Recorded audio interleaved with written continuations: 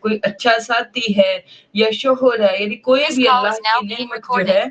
وہ جب عطا کی جاتی ہے اور اس کے بعد اللہ کی طرف سے وہ ہوتی ہے نا، اور جب اللہ اس کو لے جاتا ہے تو ان کو یہ لگتا ہے کہ یہ کبھی ہمیں ملی ہی نہیں تھی۔ اور یقیناً اگر ہم مصیبت کے بعد جو اسے پہنچی ہے اسے نعمت کا مزہ چکھائیں تو یقیناً وہ ضرور کہے گا کہ سارے تکلیفیں مجھ سے دور ہوگی، بے شک وہ یقیناً بڑا پھولنے والا، بہت فخر کرنے والا ہے۔ ایسے ہی جو جنتی انسان ہوگا اس کو دنیا میں بڑی زیادہ مصیبتیں آئی ہوں گی، اور جب وہ جنت میں پہنچ جائے گا تو اس سے پوچھا جائے گا کیا تمہیں کبھی دنیا میں مصیبت آئی ہے؟ تو وہ کہے گا کہ میں نے کبھی مصیبت میں کا جو ہے وہ چہرہ نہیں دیکھا۔ اور ایسے ہی جو جہنمی انسان ہوگا جس نے دنیا میں بڑی زیادہ آسائشیں جس کو ملی ہوئی ہوں گی، جب وہ جہنم میں چلا جائے گا تو اسے پوچھا جائے گا کیا تم نے دنیا میں کبھی کوئی آسانی دیکھی ہے؟ تو کہے گا کہ میں نے کبھی کوئی آسانی کا منہ جو ہے وہ نہیں دیکھا۔ الا الذین صبروا وعملوا الصالحات، مگر جن لوگوں نے صبر کیا اور نیکیاں کیں، یہی لوگ ہیں جن کے لیے بخشش اور بہت بڑا اجر ہے۔ پھر شاید آپ اس کا کوئی حصہ چھوڑ دینے والے ہیں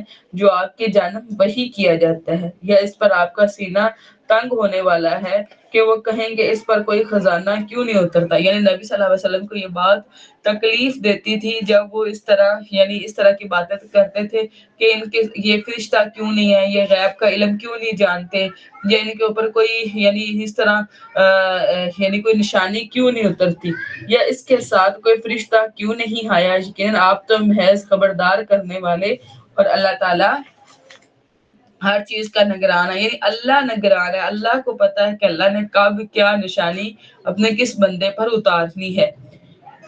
یا وہ کہتے ہیں کہ اس نے خود یہ قرآن گھڑ لیا ہے، یعنی جو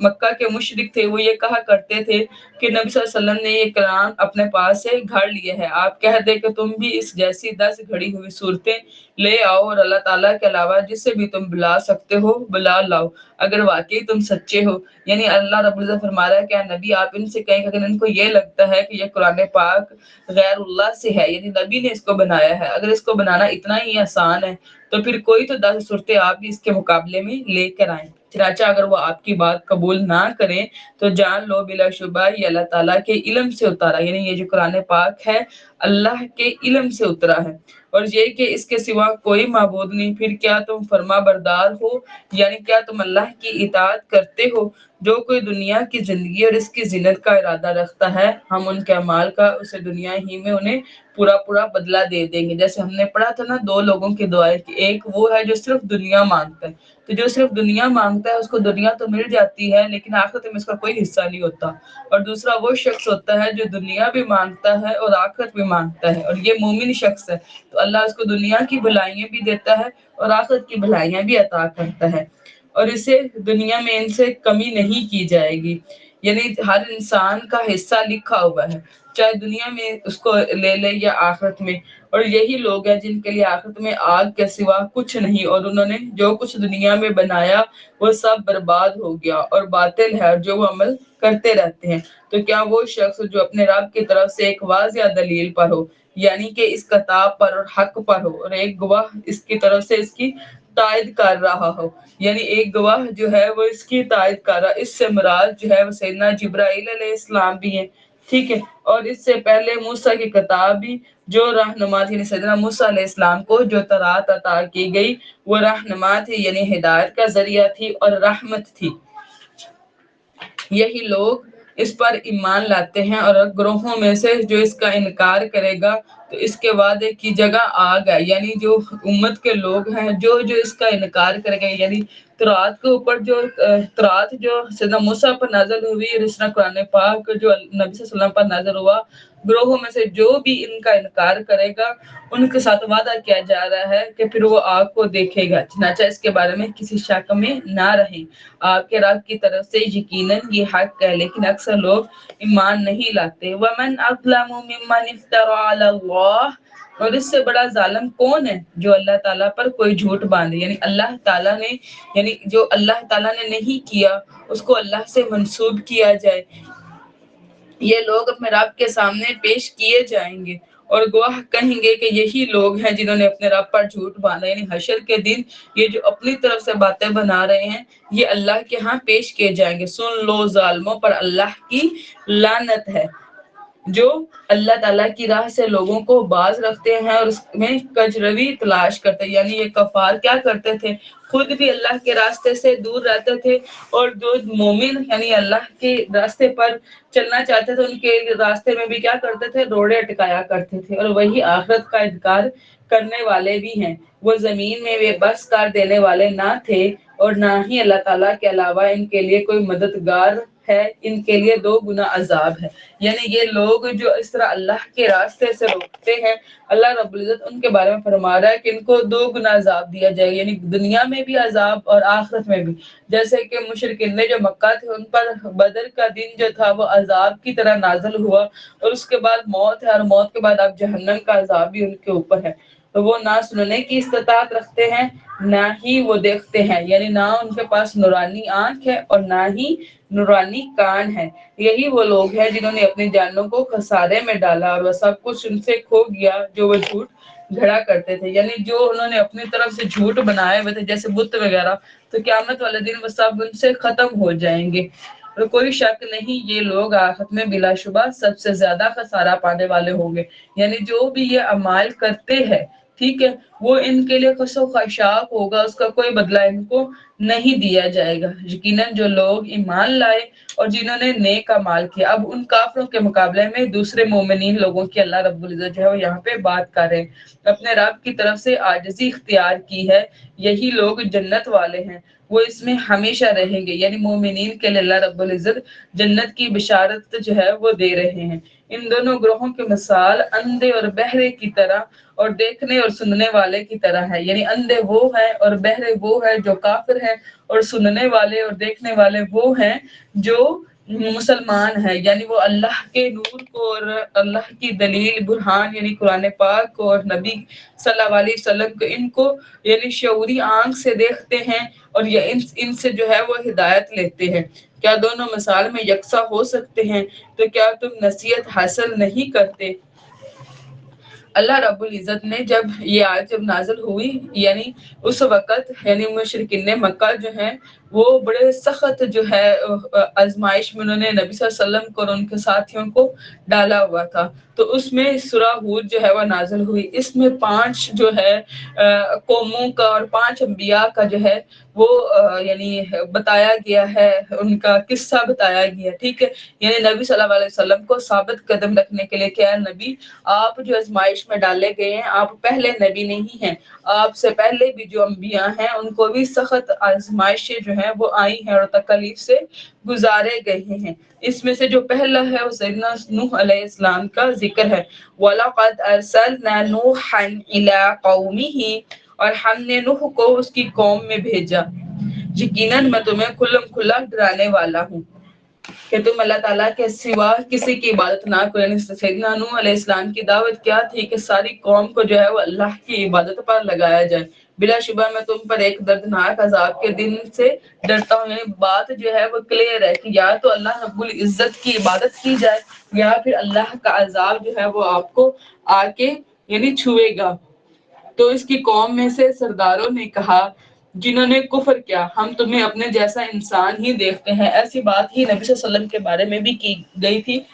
کہ آپ ہمارے ہی جیسے ہیں. وہی بات سیدنا نوح علیہ السلام کے بارے میں کی گئی کہ آپ ہمارے ہی طرح کے ایک عام سے انسان ہیں، اور ہمارے ہی طرح کا آپ کا قبیلہ، ہماری طرح ہی آپ کھاتے پیتے ہیں اور بازاروں میں پھرتے ہیں، شاید ضروریات ہمارے جیسی ہیں، اور ہم نہیں دیکھتے کہ سطحی رائے رکھنے والے ہمارے کم ترین افراد کے علاوہ کسی نے بھی تیری پیروی کی ہو. یعنی اس سے مراد یہ ہے کہ سطحی رائے رکھنے سے مراد جو ہے وہ غریب و غربا ہے. ٹھیک ہے، کہ صرف وہ تمہاری پیروی جو ہے وہ کرتے ہیں. جیسے کہ ہم پیچھے پڑ چکے ہیں کہ جب نبی صلی اللہ علیہ وسلم کے پاس غریب صحابہ بیٹھے ہوئے تھے تو رئیس مشرک جو ہے وہ نبی صلی اللہ علیہ وسلم سے یہ کہتے تھے کہ ان غریب صحابہ کو اپنے پاس سے اٹھا دے. اور اسی طرح ہی جب نبی صلی اللہ علیہ وسلم نے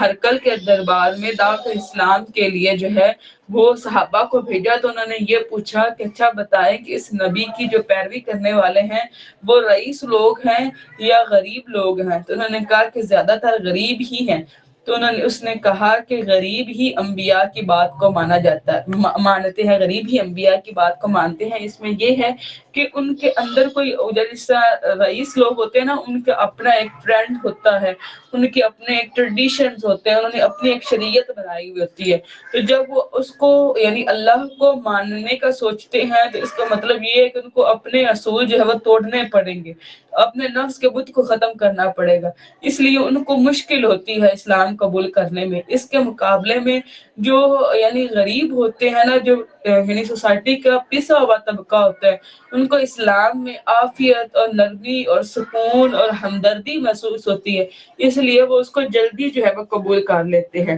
اور ہم نہیں دیکھتے اپنے آپ پر تمہاری کوئی برتری، یعنی ہم اپنے کسی قبیلے کی نسبت یا کوئی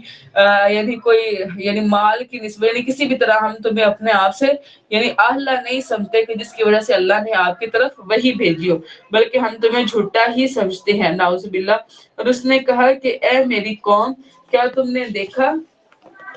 اگر میں اپنے رب کی طرف سے واضح دلیل پر قائم ہوں اور اس نے اپنے پاس سے مجھے رحمت عطا کی، یعنی واضح دلیل سے مراد یعنی کہ نبوت، اور اس نے مجھے اپنے پاس سے رحمت دی، یعنی اس نے مجھے یہ نبوت والی جو رحمت ہے وہ عطا کی، پھر تم پر وہ اوجھل رکھی گئی، یعنی میری نبوت جو ہے وہ تم سے اوجھل رکھی گئی کہ تم اس کا شعور نہیں رکھتے، تو کیا ہم اسے زبردستی تم پر لازم کر دیں؟ یعنی یہ اللہ نے جو مجھے عطا کی ہے، کیا میں زبردستی وہ تمہیں دے دوں؟ یعنی ایک نبوت ہے جس کی وجہ سے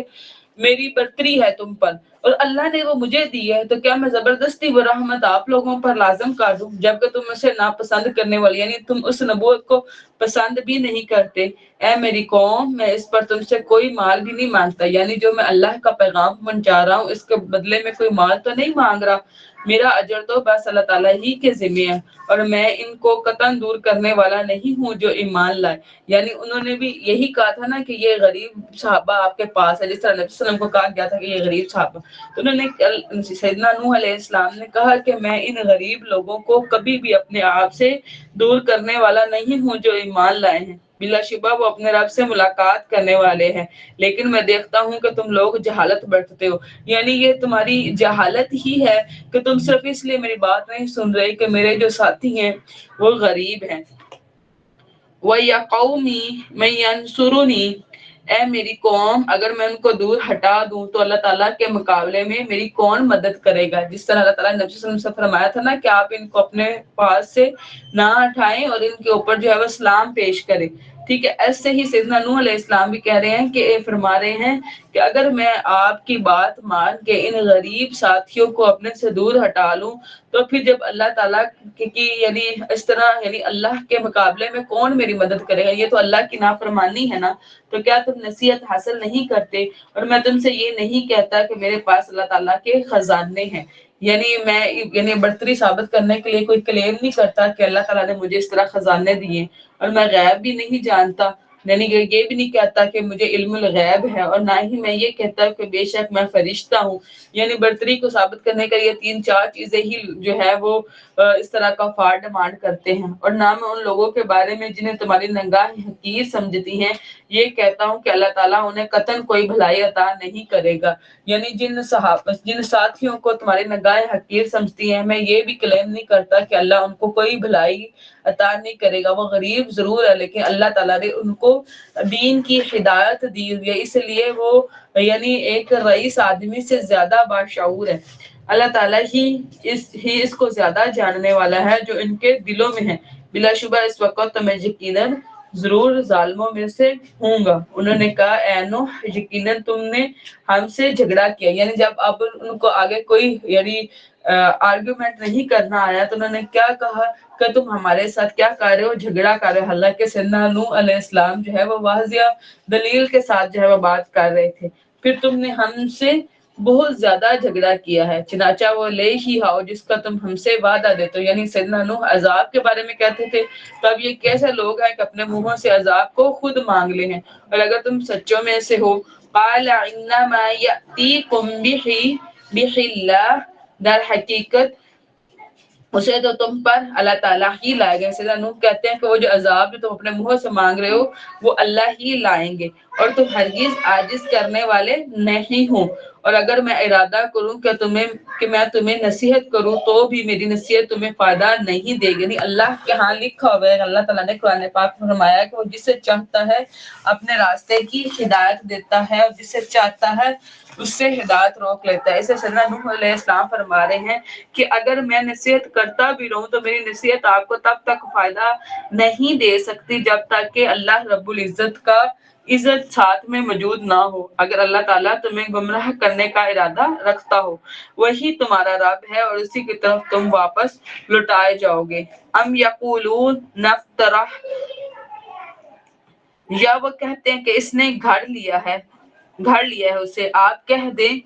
کہ اگر میں نے اسے گھڑ لیا ہے تو میرا جرم مجھ ہی پر ہے. اب اس بات میں دو احتمال جو ہے وہ موجود ہیں. یعنی یا تو یہ ہے کہ سیدنا نوح علیہ السلام کی قوم نے سیدنا نوح علیہ السلام کو یہ کہا ہے کہ یہ جو نبوت کی بات کی جا رہی ہے وہ سیدنا نوح علیہ السلام نے اپنے پاس سے گھڑ لی ہے. یا پھر یہ ہے کہ جب نبی صلی اللہ علیہ وسلم پر یہ وحی اتری اور نبی صلی اللہ علیہ وسلم نے جب لوگوں کو اس کے بارے میں بتایا, اس قصے یعنی سیدنا نوح علیہ السلام کے بارے میں, سیدنا نوح علیہ السلام کے قصے کے بارے میں, تو لوگوں نے نبی صلی اللہ علیہ وسلم کے اوپر یہ کلیم کیا کہ نبی صلی اللہ علیہ وسلم نے نعوذ باللہ اس کو اپنے اوپر گھاڑ لیا. تو اللہ رب العزت فرما رہے ہیں اگر اس نے اس کو گھاڑ لیا ہے تو اس کا جرم یعنی تو میرا جرم مجھ پر ہی ہے. یعنی جو میں نے گناہ کیا ہے تو وہ اس کی میں ہی سزا پاؤں گا, اور جو جرم تم کرتے ہو اس سے میں بے تعلق ہوں. اور نوح کو وحی کی گئی کہ یقیناً تمہاری قوم میں سے اب کوئی ہرگز ایمان لانے والا نہیں.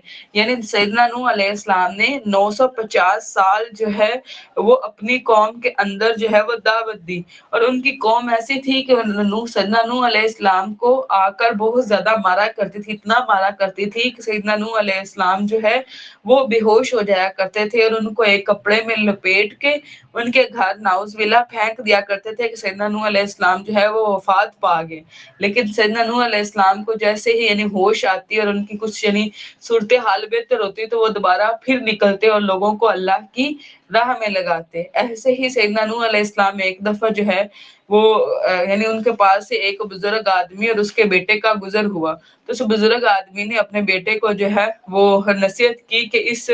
شخص سے جو ہے وہ بچے رہنا. تو اس کے بیٹے نے کہا کہ اے میرے والد آپ یہ اپنی لاٹھی مجھے پکڑائیں. انہوں نے لاٹھی پکڑائی, انہوں نے سیدنا نوح علیہ السلام کو اس لاٹھی سے اتنا زیادہ مارا کہ سیدنا نوح علیہ السلام کا جو سر مبارک تھا اس سے خون جو ہے وہ رسنے لگ گیا. اس کے بعد اللہ رب العزت کی طرف سے جو ہے وہ وہی سیدنا نوح علیہ السلام پر نازل ہوئی کہ اے نوح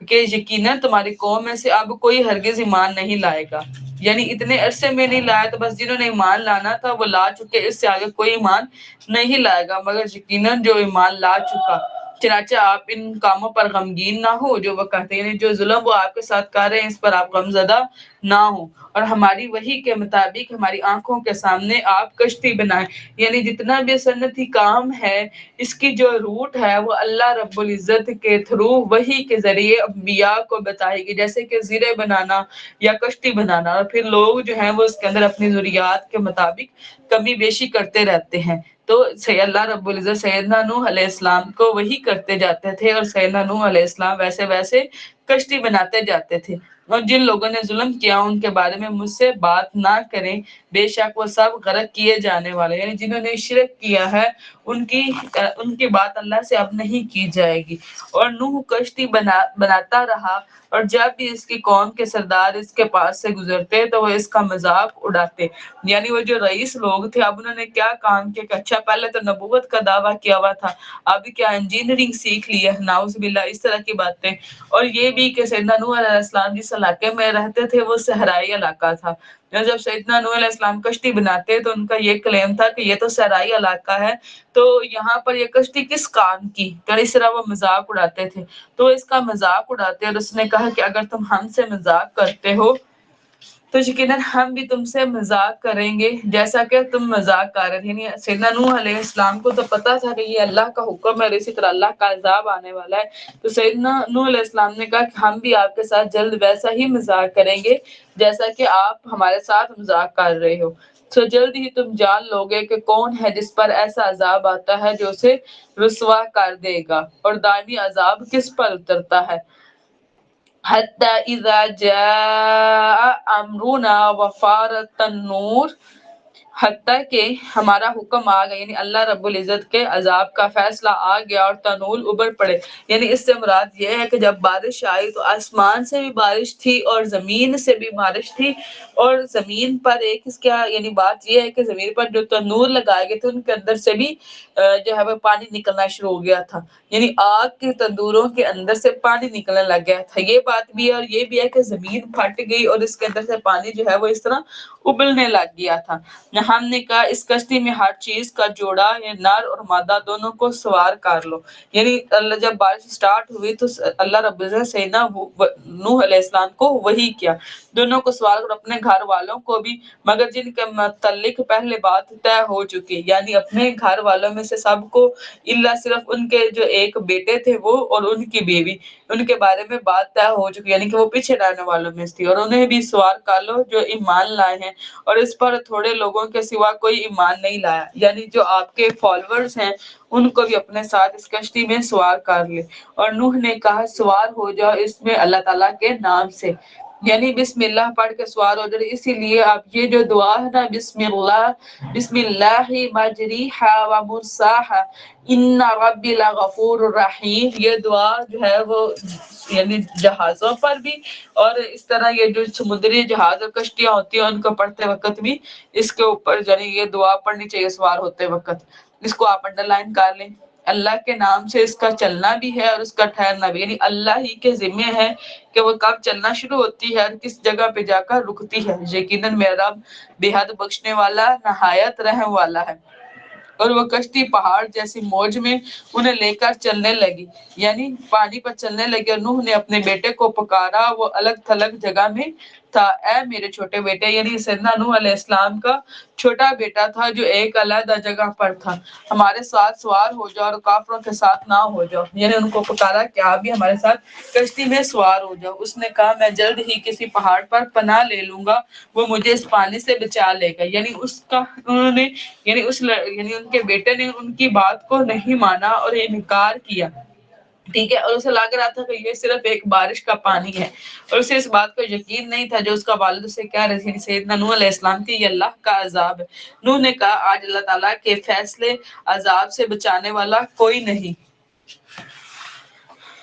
مگر جس پر اس نے رحم کیا. اور ان دونوں کے درمیان ایک موج حائل ہو گئی اور پھر وہ غرق کیے گئے لوگوں میں سے ہو گیا. یعنی اس بات کے دوران ہی ایک پانی کی لہر آئی جس نے اسے غرق کر دیا، اور کہا گیا اے زمین اپنا پانی نگل جا. یعنی زمین کو حکم دیا گیا کہ جس طرح وہ پہلے فوارے کی طرح اپنے پانی کو باہر نکال رہی تھی، ایسے اس کو حکم دیا گیا کہ اپنے پانی کو اپنے اندر جذب کر لے، اور آسمان تھم جائے. آسمان کو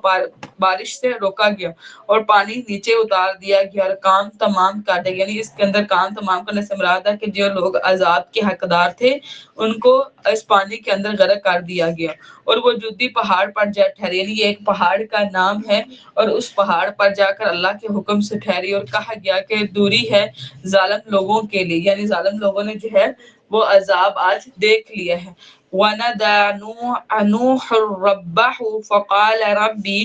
نوح نے اپنے رب کو پکارا تو کہا اے میرے رب، یقیناً میرا بیٹا میرے گھر والوں میں سے. یعنی جب اس کا سیدنا نوح علیہ السلام کے جو بیٹے تھے وہ ان کے بارے میں سیدنا نوح علیہ السلام جو غرق ہو گئے تھے ان کے بارے میں سوال کر رہے کہ میرا بیٹا میرے گھر والوں میں سے، جیسے کہ ہم نے پہلے پڑھا کہ اللہ رب العزت نے فرمایا تھا کہ اپنے گھر والوں کو بھی ساتھ میں جو ہے وہ سوار کر لے. تو انہوں نے کہا کہ میرا بیٹا میرے گھر والوں میں سے، اور بلا شبہ آپ کا وعدہ سچا، یعنی آپ نے مجھ سے وعدہ کیا تھا کہ اپنے گھر والوں کو بھی سوار کر لو، اور آپ فیصلہ کرنے والوں میں سے سب سے بہترین فیصلہ کرنے والے ہیں. قال یا نوح، اللہ تعالیٰ نے فرمایا اے نوح یقیناً وہ تیرے گھر والوں میں سے نہیں ہے، کیونکہ اہل یعنی جیسے مومن کا بھائی ہوتا ہے، آپ کے اہل میں صرف وہی ہیں جو آپ پر اسلام لے کر آئے ہیں، یعنی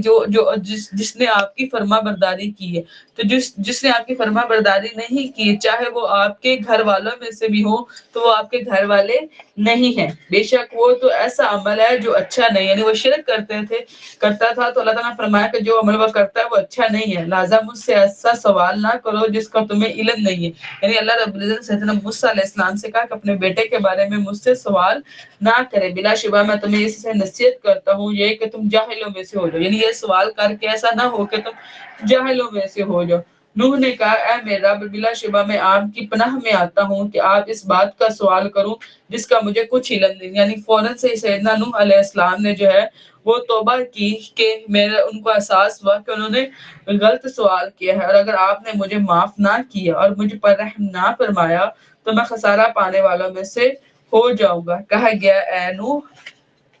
ہماری جانب سے سلامتی اور برکتوں کے ساتھ اتر جاؤ تم پر اور ان گروہ پر جو تمہارے ساتھ ہیں، اور جو کچھ گروہ ایسے ہیں کہ جلدی ہم ان کو ساز و سامان دیں گے، پھر انہیں ہماری طرف سے دردناک عذاب پہنچے گا۔ یعنی دنیا جو ہے وہ یعنی سیدنا نوح علیہ السلام کے 3 بیٹے تھے، ان کے ساتھ کشتی میں جو بھی دوسرے لوگ سوار ہوئے ان میں سے کسی کو بھی آگے دوبارہ اولاد نہیں ہوئی، صرف ان یعنی لوگوں سے ہی جو ہے وہ آگے پوری ہے، یعنی دوبارہ سے جو نسل انسانی ہے وہ چلی ہے۔ یہ غیب کی کچھ خبریں ہیں جن کو ہم آپ کی طرف وحی کر رہے ہیں، یعنی اللہ رب العزت نبی صلی اللہ علیہ وسلم فرما رہے ہیں کہ یہ غیب کی خبر ہے، یعنی اس سے پہلے آپ اور جو مکہ کے لوگ ہیں وہ نہیں جانتے تھے سیدنا نوح علیہ السلام کے بارے میں، اس سے پہلے نہ آپ انہیں جانتے تھے نہ ہی آپ کی قوم، چنانچہ آپ صبر کریں۔ یعنی یہ وہی بات ہے کہ نبی صلی اللہ علیہ وسلم کو یعنی صبر کی تلقین دی جا رہی ہے تاکہ نبی صلی اللہ علیہ وسلم جو ہے وہ مضبوطی سے اپنے مقصد پر جو ہے وہ قائم رہے، اور بلا شبہ اچھا انجام متقیوں کا ہی ہے۔ جیسے سیدنا نوح علیہ السلام کا اچھا انجام ہوا ویسے ہی انشاءاللہ متقیوں کو تقویٰ کرنے والوں کا انجام جو ہے وہ بہتر ہوگا اور اچھا ہوگا۔ وَإِلَىٰ عَادٍ أَخَاهُمْ هُودٍ، اب یہ دوسری قوم ہے، یعنی یہ ایک قوم ان کے سردار کا جو عاد کی قوم ہے، ان کے جو یعنی قبیلے میں ایک شخص تھا عاد، اور اس کے نام سے ہی جو ہے وہ اس کی قوم کو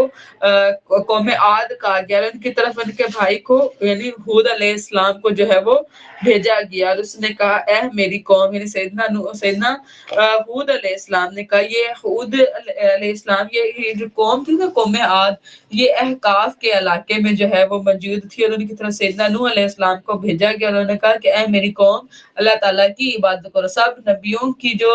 دعوت کی ذمہ داری ہے وہ یہی ہے کہ لوگوں کو اللہ کی عبادت پر جو ہے وہ لگایا جائے، اور اسی کے سوا تمہارا کوئی معبود نہیں، تو تم نیز جھوٹ باندھنے والے یعنی اللہ کے ساتھ کیا کرتے ہو، شریک ٹھہراتے ہو اور جھوٹ باندھتے ہو اس پر۔ اے میری قوم، اس پر تم سے کوئی اجرت نہیں مانگتا، یعنی میں جو اللہ کا پیغام تمہارے تک پہنچا رہا ہوں میں اس کے بدلے میں تم سے کوئی اجرت نہیں مانگ رہا،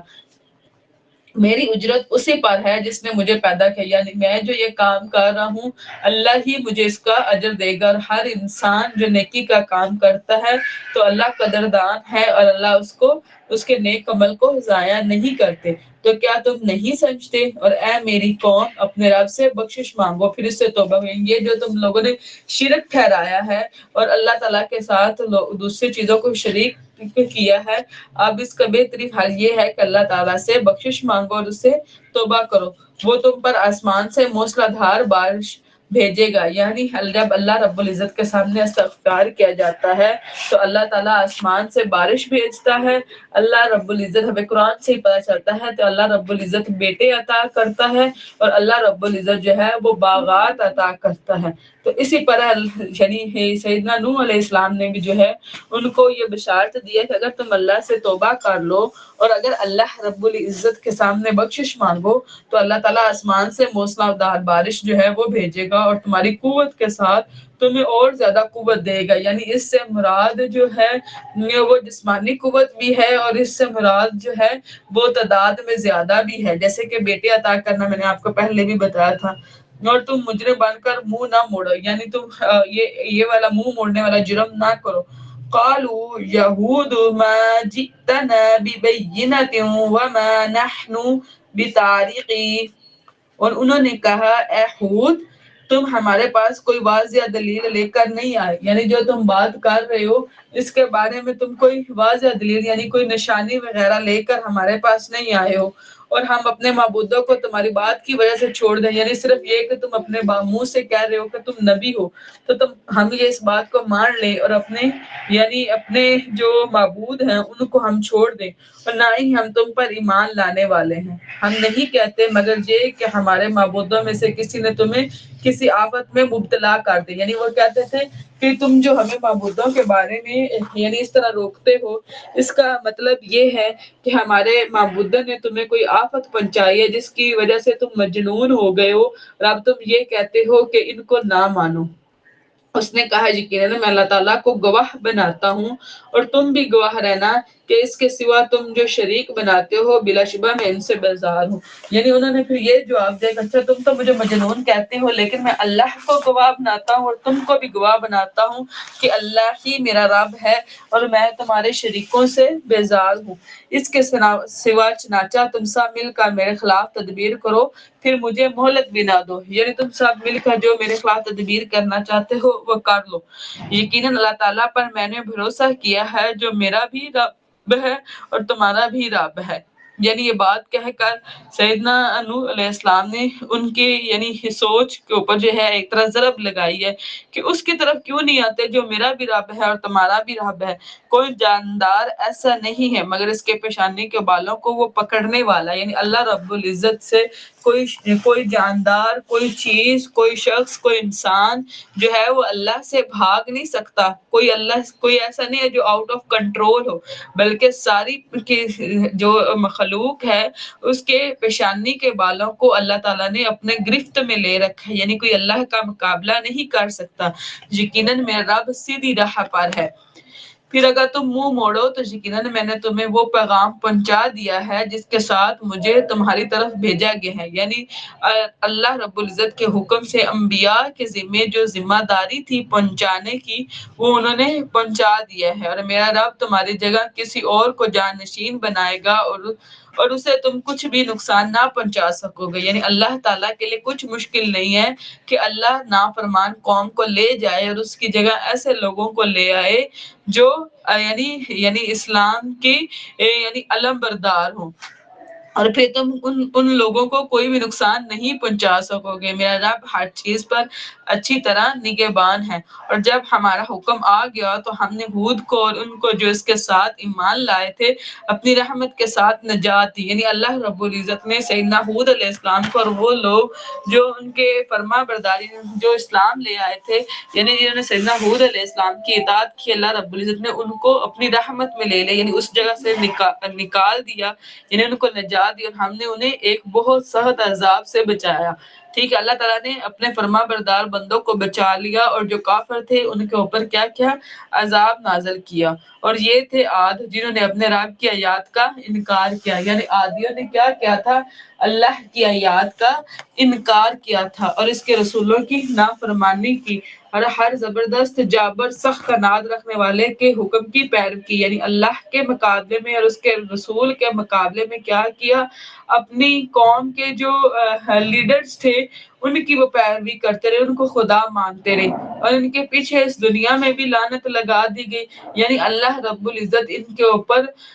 غضب ناک ہے کہ اللہ نے ان کے اوپر جو ہے وہ لعنت لگائی ہے اس دنیا میں بھی اور قیامت کے دن بھی، یعنی قیامت کے دن بھی اس قوم کے اوپر جو ہے وہ اللہ کی لعنت ہے۔ سن لو، یقیناً عاد نے اپنے رب کا کفر کیا، یعنی انہوں نے اللہ کا انکار کیا، سن لو ہلاکت ہے عاد کے لیے جو ہود کی قوم تھی، کہ اللہ رب العزت نے ان کے انکار کی وجہ سے ان کے اوپر جو ہے وہ ہلاکت ڈال دی، یعنی ایسا ہوا تھا کہ ان کے اوپر اللہ رب العزت نے تند و تیز ہوا وہ بھیجی تھی، اور یہ ہوا ایسی تھی کہ لوگوں کو اٹھا کے لے جاتی اور بہت اونچائی تھی، آسمان تک اٹھا کے لے جاتے اور پھر وہاں سے ان کو نیچے پھینکا جاتا، جب نیچے پھینکتے تو ان کے سار علیحدہ اور ان کے دھڑ جو ہیں وہ علیحدہ ہو جایا کرتے تھے۔ اس طرح اللہ رب العزت نے ان کو سخت جو ہے وہ عذاب سے دوچار کیا۔ اب ہم دوسری طرف آتے ہیں سیدنا صالح علیہ السلام کی قوم کی طرف۔ وَإِلَىٰ ثَمُودُ أَخَاهُمْ صَالِحًا، اور سمود کی طرف ان کے بھائی صالح کو بھیجا، یعنی اللہ رب العزت نے قوم سمود کی طرف سیدنا صالح علیہ السلام کو بھیجا، اور یہاں پہ جو بھائی کا لفظ استعمال ہوا اس وجہ سے کہ وہ ان کی قوم کے اندر سے ہی تھے، ٹھیک ہے. اور سیدنا صالح علیہ السلام وہ نبی ہیں جو یعنی عربی بولتے تھے. سیدنا صالح علیہ السلام، سیدنا شعیب علیہ السلام اور نبی صلی اللہ علیہ وسلم جو ہیں یہ وہ، اور سیدنا ابراہیم علیہ السلام، یہ 4 ایسے نبی ہیں جن کی زبان جو تھی وہ عربی تھی. اور اس نے کہا اے میری قوم اللہ تعالیٰ کی عبادت کرو، اس کے سوا تمہارا کوئی معبود نہیں. اس نے تمہیں زمین سے پیدا کیا یعنی مٹی سے، اور اس یعنی جیسے سیدنا آدم علیہ السلام جو ہے وہ مٹی سے پیدا کیے گئے. اللہ رب العزت نے تمام زمینوں کی مٹی کو جو ہے وہ جمع کر کے سیدنا آدم علیہ السلام کو پیدا کیا. اس لیے ان کی پشت سے اب جو اولاد ہے وہ سفید بھی ہے، وہ کالی بھی ہے، وہ سانولی بھی ہے، یعنی ہر طرح کا رنگ ہے. اور اسی طرح ہی ہر طرح کی مٹی کی طرح اس کا مزاج بھی ہے کہ کچھ لوگ نرم ہیں، کچھ لوگ غصے والے ہیں، اور اس طرح ان کے مزاج بھی ہیں. اس نے تمہیں زمین سے پیدا کیا اور اس میں تمہیں آباد کیا، چنانچہ تم مجھ سے بخشش مانگو. یعنی یہ اللہ کا کرم ہے کہ اللہ نے رہنے کے لیے ٹھکانہ دیا، پھر اسی کی جانب رجوع کرو. یقیناً میرا رب بہت قریب ہے، قبول کرنے والا. یعنی جب اللہ تعالیٰ سے کچھ مانگا جاتا ہے تو اللہ اس کی یعنی دعا کو قبول کرتا ہے. انہوں نے کہا اے صالح، اس سے پہلے کہ تم پر امیدیں رکھی گئی تھی. یعنی یہ بات بڑی ایک یعنی دل کو چھو لینے والی ہے کہ جس طرح میں نے پہلے بھی کہا نا کہ ہم اپنی جو بری چیز ہے وہ اللہ کے راہ میں دینا چاہتے ہوتے ہیں، اور جو اچھی چیز ہوتی ہے اس کو دنیا کے راستے میں، جیسے کہ ہماری اولاد ہو یا لباس ہو یا کوئی بھی چیز. ٹھیک ہے. تو اسی طرح سیدنا صالح علیہ السلام جو تھے وہ اپنی قوم کے بڑے شاندار جو ہے وہ پرسن تھے. یعنی اس طرح کی ان کی پرسنالٹی بھی، ان کی یعنی ان کی کمیونیکیشن سکل بھی، اور بڑے عقل مند اور باشعور اور بڑے سمجھنے والے. اور وہ سمجھتے تھے کہ سیدنا صالح علیہ السلام ایسے ہیں کہ اگر یہ بڑے ہوتے ہیں تو ہم ان کو بطور سردار جو ہے وہ اپنا سردار مانیں گے. جب سیدنا صالح علیہ السلام نے یہ بات کی تو انہوں نے کہا کہ اے صالح، ہم نے تو تم سے بڑی امیدیں رکھی ہوئی تھی، تو یہ بات تم نے کیسے کر دی؟ یعنی جس طرح ہمارا کوئی ایک یعنی ایسا بچہ جس کے ساتھ ہم نے یہ امید رکھی ہوئی ہو کہ وہ ڈاکٹر بنے گا، یا وہ کوئی انجینئر بنے گا، یا کوئی آفیسر بنے گا، لیکن وہ بچہ out of the nowhere یہ بات کہنا شروع کر دے کہ میں نے محدث بننا ہے، یا میں نے معلم بننا ہے، یا میں نے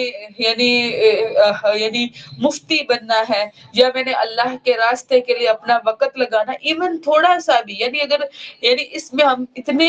زیادہ آگے جا چکے ہوئے ہیں کہ اگر وہ نماز روزے کی طرف بھی آ جائے تو ہمارے دل میں کھچاؤ پڑنے لگ جاتا ہے کہ کہیں یہ یعنی زیادہ ہی نہ اس طرف ہو جائے. اور اس کا یعنی دنیا کا یعنی ایون وہ یہ اتنا بھی کہہ دینا کہ میں نے حفظ کرنا ہے تو ہمیں یہ لگتا ہے کہ یہ سارا کا ٹائم اپنا دین کی طرف لگا دے گا، اور دنیا کی اس کی پڑھائی جو ہے وہ یعنی نقصان میں پڑ جائے گی. ٹھیک ہے. تو اسی طرح ہی ان کی قوم نے کہا کہ اے صالح، اس سے پہلے تو تم پر بڑی امیدیں رکھی گئی تھی، کیا تم ہمیں اس سے روکتے ہو کہ ہم عبادت کریں جن کی ہمارے باپ دادا کرتے ہیں؟ یعنی ہمیں اپنے باپ دادا کے جو معبود ہمارے نسل در نسل چلتے آ رہے ہیں کہ ہم ان کی عبادت نہ کریں. بلا شبہ یقیناً ہم اس کے بارے میں ایک بے چین رکھنے والے شک میں ہیں. یعنی جو بات تم کر رہے ہو اس کی وجہ سے ہم بے چین ہوئے ہیں، جس چیز کی طرف تم ہمیں بلاتے ہو. اس نے کہا اے میری قوم، کیا تم نے دیکھا؟ بلا شبہ اگر میں اپنے رب کی طرف سے ایک واضح دلیل پر ہوں اور اس نے مجھے اپنی طرف سے رحمت عطا کی ہے،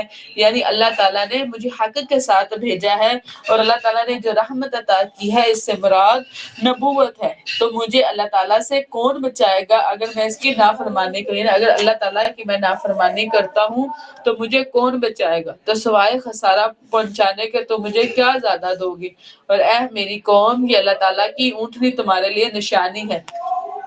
چنانچہ اسے چھوڑ دو. یہ اللہ تعالیٰ کی زمین میں کھاتی پھرے اور اسے برے ارادے سے یعنی قتل کرنے کے ارادے سے ہاتھ نہ لگانا، ورنہ تمہیں قریب کا عذاب پکڑ لے گا. یعنی اگر آپ نے اس کو ذبح کر دیا تو پھر اللہ کا عذاب آپ کو پکڑے گا. تو انہوں نے اس کی ٹانگیں کاٹ دی. تو صالح نے کہا یعنی انہوں لوگوں نے کیا کہ اونٹنی کے اندر جو ہے وہ تیر مارا، ٹھیک ہے، اونٹنی کے پاؤں کے اندر، جس سے وہ زخمی ہوئی، اور پھر اس کے بعد اس کو جو ہے وہ ذبح کر لیا گیا. یہ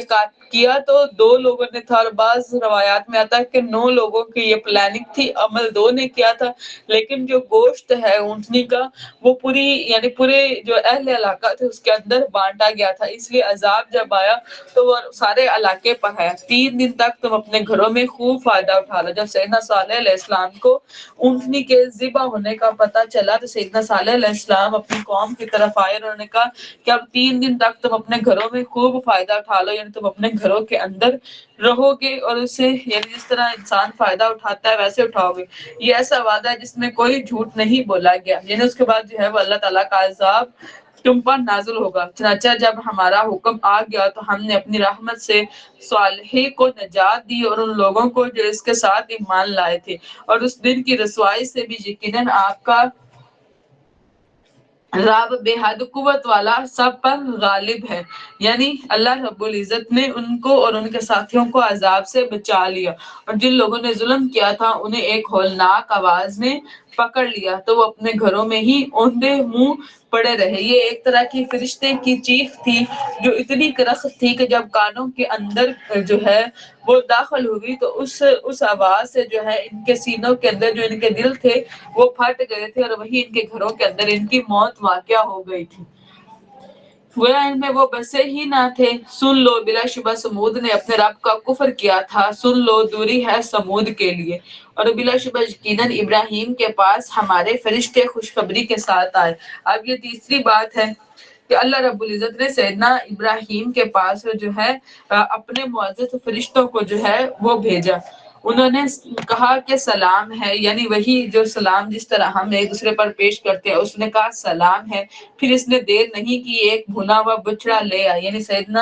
ابراہیم جو ہے وہ بہت زیادہ مہمان نواز تھے، اور یہاں سے ہمیں بھی یہ سبق ملتا ہے کہ جب بھی مہمان آپ کے گھر میں آئے تو جو بھی کھانے کی اس وقت چیز موجود ہے وہ بنا تکلف جو ہے وہ ان کو دی جائے، اور اس کے بعد اگر آپ زیادہ یعنی کشائش والے ہیں تو پھر آگے مزید جو ہے وہ ان کی خدمت یعنی مہمان کی جو ہے وہ کی جائے۔ سیدنا ابراہیم جو ہے وہ پتھر پر گوشت کا بھنا ہوا ٹکڑا جو ہے وہ ان کے پاس لے کے آئے، تو جب دیکھا ان کے ہاتھ اس کی طرف نہیں پہنچ رہے تو انہیں اجنبی جانا، یعنی اس سے مراد یہ ہے کہ یعنی جب مہمان کے پاس کھانا رکھا جاتا تھا دیہاتیوں میں، اگر وہ کھانا کھا لیتا تو اس سے یہ مراد تھی کہ اب وہ جس گھر سے کھانا کھایا ہوتا ہے اس گھر کو کبھی نقصان نہیں دیتا تھا، ٹھیک ہے، اور جس نے کھانا نہیں کھایا اس کا مطلب ہے کہ وہ نقصان کے ارادے سے آئے۔ تو سیدنا نوح علیہ السلام نے ان سے ذرا کیا ہے تھوڑا خوف جو ہے وہ محسوس کیا، انہوں نے کہا ڈرو نہیں، بلا شبہ ہمیں قوم لوط کی طرف بھیجا گیا۔ اب سیدنا لوط علیہ السلام جو ہیں وہ سیدنا ابراہیم علیہ السلام کے بھتیجے تھے، اور ان کے کہنے پر ہی وہ شام سے سدوم کے علاقہ کی طرف جو ہے وہ گئے تھے دعوت کا کام کرنے کے لیے، اور اس کی بیوی کھڑی تھی، یعنی یہ سیدہ ان کی بیوی تھی، ایک سیدہ حاجرہ تھی اور ایک سیدہ سیدہ سارہ۔ ٹھیک ہے، سیدہ حاجرہ سے تو ان کو اسماعیل جو ہے وہ پیدا ہوئے تھے، ٹھیک ہے، اور وہ پہلے ہی پیدا ہو چکے ہوئے تھے۔ یہ سیدہ سارہ تھی جو ان کے چچا زاد بیٹی تھی، ٹھیک ہے، اور ان کی عمر جو ہے وہ یعنی ملتا ہے کہ 90 سال یا 99 سال تھی، اور سیدنا ابراہیم کی عمر جو ہے وہ 100 سال یا 120 سال تھی، ٹھیک ہے، وہ ان کے پاس کھڑے تھے۔ اس سے مراد یہ ہے کہ سیدنا ابراہیم جو ہے وہ مہمانوں کے پاس کھڑے تھے، اور وہ مہمان نوازی کے لیے جو ہے چیزیں لا لا کے ان کے پاس رکھ رہی تھی، یعنی ان کے پاس وہ کھڑی ہوئی تھی۔ سو وہ ہنس پڑی تو ہم نے اس کو اسحاق، اور اسحاق کے بعد یعقوب کی بشارت دی، یعنی وہ اس بات پہ ہنس پڑی کہ جس کو ہم نے انسان سمجھا وہ تو فرشتے نکلے۔ اور اسی طرح اللہ رب العزت نے جو خوشخبری دی وہ سیدنا سارہ کو دی، کیونکہ سیدنا ابراہیم کی پہلے بھی سیدہ حاجرہ سے جو ہے وہ اولاد موجود تھی، اس اور سیدنا سارہ سے اولاد موجود نہیں تھی، اس لیے فرشتوں نے آ کے سیدہ سارہ کو جو ہے وہ سیدنا اسحاق کی اور سیدنا یعقوب علیہ السلام کی جو ہے وہ بشارت دی، اور اس نے کہا کہ ہائے میری بربادی، کیا میں جنم دوں گی، یعنی وہ جس طرح ہم ایک دفعہ فرتے جذبات میں کہتے کہ میں بڑھیا ہوں، یعنی ان کی ایج بہت زیادہ ہو چکی ہوئی تھی، اور یہ میرے شوہر بھی بوڑھے ہیں، یعنی سیدنا ابراہیم علیہ السلام، یعنی ان کو پتا تھا کہ یعنی نبی ہیں، تو اللہ رب العزت کوئی بھی یعنی بغیر اسباب کے بھی جو ہے وہ کوئی کام کر سکتے ہیں، لیکن اس وقت یعنی وہ فرتے جذبات میں نے کہا کہ میں بھی بوڑھی ہوں اور میرے شوہر بھی جو ہیں وہ بوڑھے ہیں، بلا شبہ یقینا یہ بڑی عجیب چیز ہے۔ انہوں نے کہا کیا تم اللہ تعالیٰ کے حکم پر تعجب کرتی ہو، یعنی یہ بات آپ کو عجیب لگ رہی ہے؟ اللہ تعالیٰ کی رحمت اور اس کی برکتیں ہوں تم پر اے گھر والوں، یعنی اے نبی کے گھر والوں، تم پر اللہ کی رحمت ہے اور اس کی برکتیں ہیں، یقیناً وہ بے حد تعریف کیا گیا بڑی شان والا ہے۔ پھر جب ابراہیم سے گھبراہٹ دور ہو گئی، یعنی سیدنا ابراہیم علیہ السلام کو جب یقین آ گیا کہ یہ اللہ کے فرشتے ہیں اور گھبراہٹ دور ہوگی اور اس کے بعد خوشخبری آ گئی یعنی اولاد کی، تو وہ ہم سے قوم لوط کے بارے میں جھگڑا کرنے لگا، یعنی فرشتے نے بتایا کہ اب وہ قوم لوط کی طرف جو ہے وہ جائے گا، تو انہوں نے جھگڑا کرنے لگا کہ یہ نہ ہو کہ وہاں کے جو اہل ایمان ہیں ان کو بھی اس طرح عذاب دیا جائے، یقیناً ابراہیم نہایت بردبار، بہت آہوزاری کرنے والا، رجوع کرنے والا تھا۔ اے ابراہیم اس سے منہ موڑ لو، حقیقت یہ ہے کہ بلا شبہ تمہارے رب کا حکم آ گیا ہے، یعنی اللہ رب العزت نے قوم لوط پر جو ہے وہ عذاب کا فیصلہ کر لیا ہے، اور یقیناً ان پر وہ عذاب آنے والا ہے جو ہٹایا جانے والا نہیں، اب یعنی کہ اب وہ نہیں ہٹ سکتا۔ اور جب ہمارے فرشتے لوط کے پاس آئے تو ان کی آمد سے گھبرائے، یعنی ایسا نہیں تھا کہ مہمانوں کی آمد سے سیدنا لوط علیہ السلام گھبرائے، بلکہ اس لیے کیونکہ فرشتے جو ہیں وہ خوبصورت نوجوان لڑکوں کی شکل میں جو آئے تھے، تو ان کو پتا تھا کہ میری قوم جو ہے وہ اس طرح کی خباثت میں یعنی ہومو سیکچوئلٹی میں جو ہے وہ ملوث ہے، تو انہوں نے ان لڑکوں کو دیکھ کر ان کے دل میں گھبراہٹ پیدا ہوئی اور ان کے آنے سے تنگ دل ہوئے، یعنی ان کو یہ بات جو ہے وہ مشکل محسوس ہوئی، اور اس نے کہا کہ یہ بڑی مصیبت کا دن ہے، یعنی میں اب ان مہمانوں کو بچا نہیں سکوں گا، اور اس کی قوم کے لوگ بے اختیار اس کی طرف دوڑتے ہوئے آئے، یعنی جب ان کو پتا چلا کہ یہ اللہ کے یعنی جب ان کو پتا چلا کہ اس گھر میں اس طرح نوجوان لڑکے ہیں، تو ان سے غلط فعل کرنے کی نیت سے ان کے جو قوم کے لوگ تھے وہ سیدنا لوط علیہ السلام کے گھر کی طرف دوڑتے ہوئے آئے، اور وہ پہلے ہی سے برے کام کیا کرتے تھے۔ لوط نے کہا اے میری قوم، یہ میری بیٹیاں ہیں، یہ تمہارے لیے زیادہ پاکیزہ ہیں، چنانچہ تم اللہ تعالیٰ سے ڈر جاؤ، یعنی قوم کی بیٹیاں ہی نبی کی بیٹیاں ہیں، یعنی امت کی بیٹیاں نبی کی بیٹیاں ہیں، اس لیے انہوں نے یعنی اشارتاً ان کو کہا کہ جو اللہ نے تمہارے لیے حلال ٹھہرائی ہیں تو تم ان سے یعنی تمہارے لیے زیادہ پاکیزہ، یعنی یہ زیادہ بہتر فیصلہ ہے کہ جو اللہ نے تمہارے لیے یعنی بنایا ہے، چنانچہ تم اللہ تعالیٰ سے ڈر جاؤ اور میرے مہمانوں میں مجھے رسوا نہ کرو، یعنی مجھے اپنے مہمانوں کے سامنے شرمندہ نہ کرو، کیا تم میں کوئی عقل مند آدمی نہیں ہے، یعنی کوئی ایسا جو اس بات کو سمجھ سکے کہ چلو سوسائٹی کے اندر تو جو کچھ ہو رہا ہے وہ سوسائٹی کے لوگوں کو پتا ہے، اب باہر سے جو آ رہا ہے اس پر بھی یہ بات آشکار ہو جائے گی کہ یہ سوسائٹی اس غلط فعل میں ملوث ہے۔ انہوں نے کہا بلا شبہ یقیناً تم جانتے ہو کہ تمہاری بیٹیوں میں ہمارا کوئی حق نہیں، یعنی انہوں نے انکار کیا کہ ہم ان لڑکیوں کے اندر انٹرسٹڈ ہیں ہی نہیں، اور بے شک تم جانتے ہو کہ ہم کیا ارادہ رکھتے ہیں، یعنی تمہیں پتہ ہے کہ ہم کس وجہ سے تمہارے گھر کی طرف بھاگ کے آئے ہیں۔ لوط نے کہا کاش واقعی تمہارے مقابلے میں میرے پاس قوت ہوتی یا میں کسی مضبوط سہارے کی پناہ لیتا، یعنی اس وقت سیدنا لوط علیہ السلام کو نہیں پتا تھا کہ یہ جو یعنی لڑکوں کی شکل میں ہیں وہ فرشتے ہیں، اس لیے انہوں نے کہا کہ میں مضبوط سہارے کی پناہ لیتا، یعنی اللہ تعالیٰ نے فرشتوں کی شکل میں ان کو سہارا تو دے ہی دیا تھا لیکن اس وقت ان کو نہیں پتا تھا، اور ان کی اس دعا کی وجہ سے نبی صلی اللہ علیہ وسلم کی حدیث ہے کہ سیدنا لوط علیہ السلام کے بعد اللہ تعالیٰ نے جتنے بھی انبیاء کو بھیجا ان کو ایک یعنی معزز قبیلے میں جو ہے اس میں سے بھیجا۔ ٹھیک ہے، انہوں نے کہا اے لوط ہم آپ کے رب کے فرشتے ہیں، وہ ہرگز آپ تک نہیں پہنچ پائیں گے، یعنی فرشتوں نے سیدنا لوط علیہ السلام کو یہ بات بتائی، چنانچہ اپنے گھر والوں کو رات کے کسی حصے میں لے کر نکل جاؤ اور تم میں سے کوئی ایک پیچھے مڑ کر نہ دیکھے مگر تمہاری بیوی کے بلا شبہ اس تک وہی کچھ پہنچنے والا ہے जो उन तक पहुंचेगा। इनके वादे का यकीनी वक्त सुबह का है, क्या सुबह करीब नहीं है? यानी फरिश्तों ने सैयदना लूत अलैहिस्सलाम को हौसला दिया, ठीक है। और उनकी बीवी ने, सैयदना लूत अलैहिस्सलाम तो शाम से गए थे ना, तो उनकी बीवी उसी इलाके में थी। तो कहा जाता है कि या तो जब ये नबी सैयदना लूत जो है वो निकले हैं तो उनकी बीवी साथ ही नहीं निकली, और या ये कहा जाता है कि जब अल्लाह ताला ने कहा था कि पीछे मुड़कर नहीं देखना, उनकी बीवी साथ तो निकली थी, लेकिन जब उनसे कहा गया ना, जब उनकी कौम पर यानी अजाब आया तो आहुजारी की वजह से जो आवाजें निकली, उन्होंने पीछे मुड़कर कहा कि हाय मेरी कौम, और वहीं पर एक पत्थर आकर जो है वो उसे लगा और वहीं पर वो हलाक हो गई। फिर जब हमारा हुक्म आ गया तो हमने इसके ऊपर के हिस्से को उसका निचला हिस्सा काट दिया और हमने उस पर पक्की हुई मिट्टी के कंकर नमा पत्थर बरसाए जो बता थे। अब ये ऐसे है कि अल्लाह ताला के हुक्म से सैयदना जिब्राइल अलैहिस्सलाम ने इस बस्ती को अपने पार से उठाया और इसको इतना आसमान पर ऊंचा लेके गए कि इसके जो बस्ती में रहने वाले कुत्तों की आवाज थी वो फरिश्तों ने सुनी, और फिर वहां से नीचे दे मारे गए, और फिर इनके ऊपर पक्की हुई मिट्टी के पत्थर, यानी ऐसी मिट्टी जिसको आग के अंदर पकाया गया हो, वो इनके ऊपर जो है वो फेंके गए। आग की रब की जानब से निशान ज़दा थे। निशान ज़दा होने से मुराद ये है कि हर पत्थर के ऊपर उस शख्स का नाम लिखा हुआ था जिसको उसने जाकर लगना था, और इन जालिमों से वो कुछ दूर नहीं। वइला मदियना अखाहुम शुअइबा,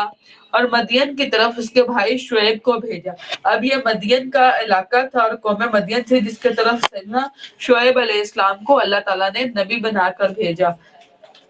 क़ाल या कौमी इब्दुल्लाह, उसने कहा ए मेरी कौम, अल्लाह की इबादत करो, इसके सिवा तुम्हारा कोई माबूद नहीं, और माप और तौल में कमी ना करो। यानी दूसरी गलत कारियों के साथ साथ इसकी जो बड़ा गुनाह था वो ये भी था कि माप और तौल में कमी करते थे। यानी जब देने लगते थे तब के प्याले और स्केल जो थे वो छोटे थे, और जब लेने लगते थे तब के प्याले और स्केल जो थे वो बड़े थे। गिला शिबा मैं तुम्हें अच्छे हाल में देखता हूँ, यानी ऐसा भी नहीं है कि तुम्हारे ऊपर कोई रिस्क की कमी हो, अच्छा रिस्क है, यानी रईस लोग हो तुम लोग, और यकीनन मैं तुम पर घेर लेने वाले दिन के अजाब से डरता हूँ। और ऐ मेरी कौम, इंसाफ के साथ माप और तोल को पूरा करो और लोगों को इन चीजों में घाटा ना दो, और जमीन में फसाद बनकर दंगा ना करो। यानी ये ऐसा था कि ये जिस जगह पर ये कौम मौजूद थी वो रास्ते जो थे वो तजारती रास्ते, ठीक है। तो ये क्या करते थे, ये डकैतियां किया करते थे, इस तरह जमीन में फसाद फैलाते थे और नाहक दूसरे लोगों का माल लूटा करते थे। अल्लाह ताला की बचत ही तुम्हारे लिए बेहतर है, यानी अल्लाह रब्बुल इज्जत जो बचत तुम लोगों को अता करे वही बेहतर है। और अगर तुम ईमान वाले हो, मैं तुम पर कोई निगहबान नहीं हूँ। उन्होंने कहा ऐ शुएब, क्या तुम्हारी नमाज तुम्हें यही हुक्म देती है? यानी सैयदना शुएब अलैहिस्सलाम जो है वो बहुत ज्यादा नमाज अदा करने वाले थे। तो उन्होंने सैयदना शुएब अलैहिस्सलाम को कहा कि क्या तुम्हारी नमाज तुम्हें यही हुक्म देती है? यानी दूसरी कौम भी जो थी वो इस तरह नमाज पढ़ती थी, लेकिन उसके साथ उसने दूसरी इबादत भी जो है, यानी शिरक जो है वो भी मुलव्वस किया हुआ था। हम उनको छोड़ दे जिनकी इबादत हमारे बाप दादा करते थे, यानी वो तरीका छोड़ दे जो हमारे बाप दादा किया करते थे, या ये कि हम अपने अमवाल में जो चाहे करें, यानी हम अपने माला में हमारी अब इतनी मर्जी भी नहीं कि जो चाहे हम कर सके। बिलाशुबा तू ही नहायत बुर्दबार और बड़ा दानिशमंद है। यानी उन्होंने सैयदना शुएब अलैहिस्सलाम को इस बात पे कहा। उसने कहा ऐ मेरी कौम, क्या तुमने देखा अगर मैं अपने रब की तरफ से एक वाज़िह दलील पर हूँ और उसने मुझे अपने जनाब से अच्छा रिज़्क अता किया है, और मैं इरादा नहीं रखता कि तुम्हारे बरखिलाफ वो काम करूं जिनसे मैं तुम्हें रोकता हूँ। यानी मैं ऐसा नहीं हूँ कि मैं खुद तो नाप तोल में कमी बेशी करूं, लेकिन तुम लोगों को नाप तोल में कहूँ कि एक यानी पूरा पूरा दो, ऐसा नहीं है। बल्कि मैं भी वो ही पसंद करता हूँ जो तुम्हारे लिए पसंद करता हूँ। जहां तक मैं कर सकूं मैं तुम्हें इस्लाह का इरादा ही रखता हूँ, और मेरी तौफीक अल्लाह ताला ही की तरफ से है, और इसी पर मैंने भरोसा किया और उसी की तरफ मैं रजू करता हूँ। और ऐ मेरी कौम, मेरी मुखालफत तुम्हें हरगिज मुस्तहिक ना बना दे कि तुम्हें भी इस जैसी मुसीबत पहुंचे। यानी सैयदना नूह शुएब अलैहिस्सलाम ने कहा कि सिर्फ मेरी मुखालफत की वजह से तुम इतने आगे ना गुजर जाओ कि तुम्हें वही मुसीबत पहुंचे जो पहली कौमों को जो है वो मुसीबत पहुंची, जैसी मुसीबत कौमे नूह या कौमे आद یا قوم صالح کو پہنچی تھی، اور قوم لوط تو تم سے کچھ دور نہیں، یعنی قوم لوط جو ہے وہ یعنی ان کے نزدیک تھی۔ اور اپنے رب سے بخشش مانگو، پھر اس سے توبہ کرو، یقیناً میرا رب نہایت رحم والا، بہت محبت والا ہے۔ انہوں نے کہا اے شعیب، جو تم کہتے ہو اس میں سے اکثر باتیں ہم نہیں سمجھتے، یعنی تمہاری جو باتیں ہیں وہ ہمیں سمجھ میں نہیں آ رہی۔ یعنی جس طرح اب ہم کسی کو کہتے ہیں نا کہ سود نہیں کھاؤ، تو کہتے ہیں کہ یہ کیسی بات ہوگی، یعنی اگر کوئی سود میں بہت زیادہ یعنی ملوث ہے تو اس سے سود نہ لینا اس کو عجیب بات لگے گی۔ اور ہم تمہیں اپنے درمیان ایک کمزور آدمی دیکھتے ہیں، کیونکہ وہ سارے رئیس لوگ تھے تو سمجھتے تھے کہ فائنینشلی سیدنا شعیب علیہ السلام جو ہے وہ کمزور ہیں، اور اگر تمہاری برادری نہ ہوتی، یعنی اگر تمہارا قبیلہ کی ہمیں تھوڑی سی یعنی وہ ایک یعنی ہم ہیزیٹیٹ تمہارے قبیلے کی وجہ سے ہو رہے، اگر تمہارا قبیلہ نہ ہوتا تو ہم تمہیں ضرور سنسار کر دیتے، اور تم ہم پر کسی طرح غالب نہیں ہو، یعنی تم ہمارے پر غالب نہیں آ سکتے تھے۔ قال یا قومی ارحتی، اے میری قوم، کیا میری برادری تم پر اللہ سے زیادہ غالب ہے؟ یعنی اللہ سے ڈرنے کے بجائے تم میری برادری سے ڈر رہے ہو کہ تم نے اس سے اپنی پیٹھ پیچھے پھینکا ہوا بنا رکھا ہے۔ یقیناً میرا رب اس کا احاطہ کرنے والا ہے جو کچھ تم عمل کر رہے ہو۔ اور اے میری قوم، تم اپنی جگہ پر عمل کرتے جاؤ، یقیناً میں بھی عمل کرنے والا ہوں۔ جلد ہی تمہیں معلوم ہو جائے گا کہ کون ہے جس کے پاس وہ عذاب آتا ہے جو اسے ذلیل کر دے، اور کون ہے وہ جو جھوٹا ہے، یعنی پتہ چل جائے گا تم میں اور مجھ میں کون زیادہ جھوٹا ہے۔ اور تم بھی انتظار کرو، یقیناً میں بھی تمہارے ساتھ انتظار کرنے والا ہوں۔ اور جب ہمارا حکم آیا تو ہم نے شعیب کو کہا اور جو لوگ اس کے ساتھ ایمان لائے تھے اپنی خاص رحمت کے ساتھ نجات دی، اور ایک ہولناک چیخ نے پکڑ لیا، یعنی یہ بھی ایک فرشتے کی چیخ تھی جو اللہ کا عذاب بن کے ان پر آئی، جنہوں نے ظلم کیا، یعنی اللہ کے ساتھ شریک ٹھہرایا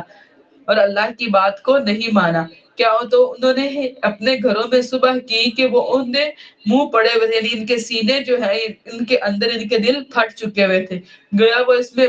بسے ہی نہ تھے، یعنی گھر ان کے ایسے ویران پڑے ہوئے تھے کہ گویا وہ اس کے اندر کوئی رہے ہی نہ ہو۔ سن لو، ہلاکت ہے مدین کے لیے جس طرح ہلاک ہوئے سمود، کیونکہ یعنی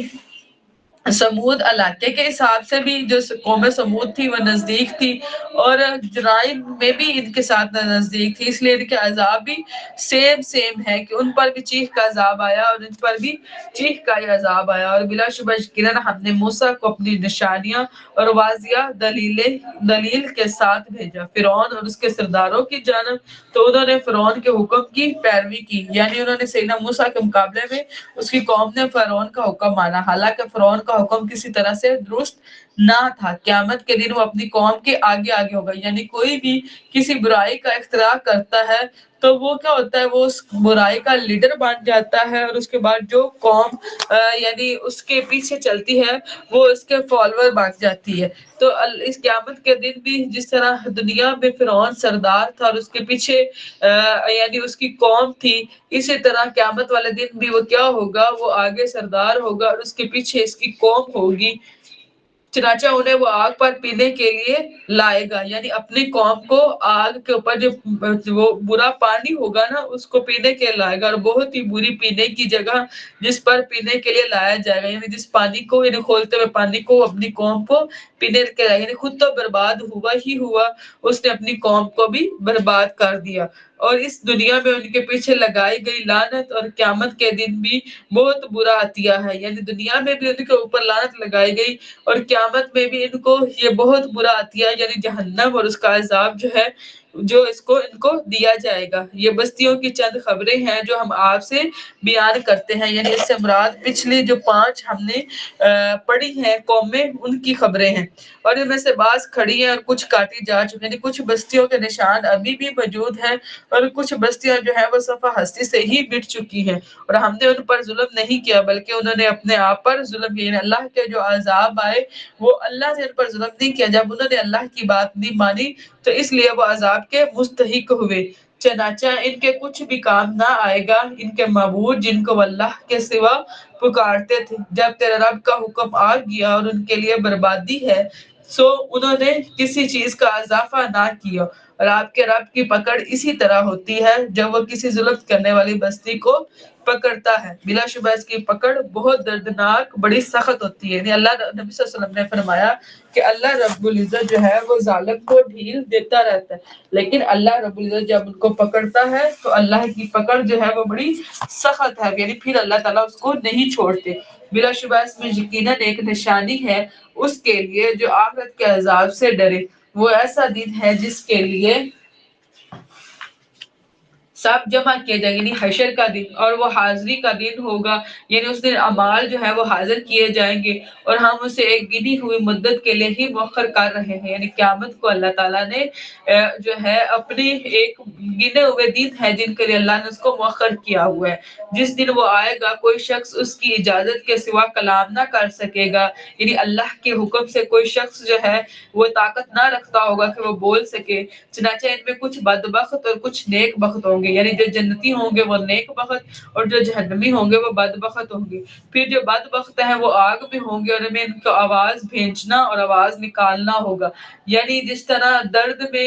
کراہت میں آواز نکلتی ہے اس طرح جہنمیوں کے منہوں سے آوازیں نکل رہی ہوں گی جب تک آسمان و زمین قائم ہے وہ اس میں رہیں گے۔ یہ آسمان و زمین کی جو بات ہے یہ محاورتاً عربی میں بولا جاتا ہے، یعنی کسی چیز کی ہمیشگی کے لیے کہا جاتا تھا کہ جب تک آسمان و زمین ہے، یعنی اس لیے اللہ تعالیٰ فرما رہا ہے کہ جو جہنمی ہے جب تک آسمان و زمین ہے وہ اس جہنم میں ہی رہیں گے، مگر جو آپ کا رب چاہے، یقیناً آپ کا رب جو ارادہ کرتا ہے وہ کر گزرنے والا ہے، یعنی جس کو اللہ تعالیٰ جہنم میں رکھے گا وہ جہنم میں رہے گے اور جس کو اللہ تعالیٰ حکم دے گا وہ جہنم سے اللہ کے حکم سے باہر نکال لیے جائیں گے، اور جن کو نیک بخت قرار دیا جائے گا وہ جنت میں ہمیشہ رہنے والے ہیں جب تک زمین و آسمان قائم ہے، مگر جو آپ کا رب چاہے ایسا عطیہ جو کبھی قطع کیا جانے والا نہیں ہے۔ بس آپ کسی شک میں نہ رہیں، جو وہ عبادت کرتے ہیں وہ نہیں عبادت کرتے مگر جیسے اس سے قبل ان کے باپ دادا عبادت کرتے تھے، اور یقیناً ہم ضرور انہیں ان کا پورا پورا حصہ دیں گے جس میں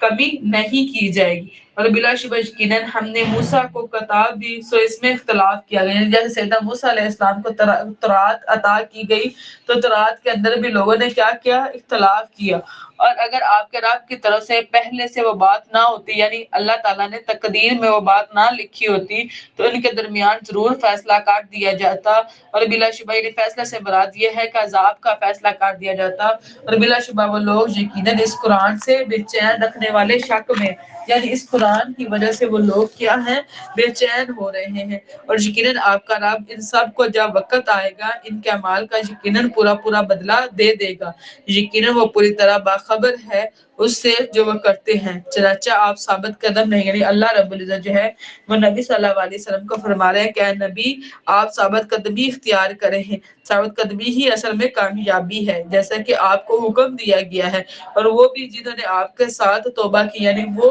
لوگ جنہوں نے کفر سے توبہ کر کے آپ کا ساتھ دیا، اور حد سے نہ بڑھو، جو کچھ تم کرتے ہو یقیناً اسے وہ خوب دیکھنے والا ہے، اور ان کی طرف نہ جھکو جنہوں نے ظلم کیا ہے، یعنی مشرکین کی طرف جو ہے وہ جھکاؤ نہیں کرنا ورنہ تمہیں آگ لگ جائے گی، یعنی جس طرح مشرکین جو ہیں وہ آگ کا عذاب دیکھیں گے اگر آپ بھی ان کی طرف مائل ہو گئے تو آپ کے ساتھ بھی وہی آگ یعنی جہنم کی آگ جو ہے وہ لگ جائے گی، اور اللہ تعالیٰ کے مقابلے میں تمہارا کوئی مددگار نہ ہوگا، پھر تمہاری مدد بھی نہیں کی جائے گی، اور آپ نماز قائم کریں دین کے دونوں اطراف میں ہی، یعنی اس سے مراد جو ہے یعنی صبح اور مغرب کا وقت ہے، یعنی جب سورج طلوع ہو رہا ہوتا ہے اور جب سورج غروب ہو رہا ہوتا ہے، اور رات کی چند گھڑیوں میں بھی، یعنی اس سے مراد دن کی 5 نمازیں اور رات کی تہجد کی نماز ہے جسے ہم قیام اللیل بھی کہتے ہیں، بلا شبہ نیکیاں برائیوں کو لے جاتی ہیں، جب ایک انسان مسلسل نیکی کرتا رہتا ہے تو اس کی برائیاں ختم ہو جاتی ہیں، اور اسی طرح جب ایک انسان چاہے صغیرہ گناہ ہے اگر وہ مسلسل وہ گناہ کرتا رہتا ہے تو اللہ اس کی نیکیاں بھی ختم کر دیتا ہے، یہ اللہ تعالیٰ کو یاد کرنے والوں کے لیے نصیحت ہے، اور آپ صبر کریں، بلا شبہ اللہ تعالیٰ نیکی کرنے والوں کا اجر ضائع نہیں کرتا۔ فَلَوْلَا كَانَ مِنَ الْقُرُونِ مِن قَبْلِكُمْ، تم سے پہلے کی قوموں میں سے پھر کچھ بچی کچی بھلائی والے لوگ کیوں نہ ہوئے، یعنی قوم میں کچھ لوگ ایسے کیوں نہ تھے جن کے اندر تھوڑی بہت بھلائی اللہ تعالیٰ نے دی تھی، جو زمین میں فساد سے منع کرتے، یعنی جو ایسے ہوتے کہ وہ امر بالمعروف و نہی عن المنکر کی ذمہ داری کو ادا کرتے، تھوڑے سے لوگوں کی ان میں سے جن کو ہم نے ان میں سے نجات دی تھی، یعنی ان تھوڑے لوگوں میں سے جن کو اللہ تعالیٰ نے نجات دی تھی، اور وہ لوگ جنہوں نے ظلم کیا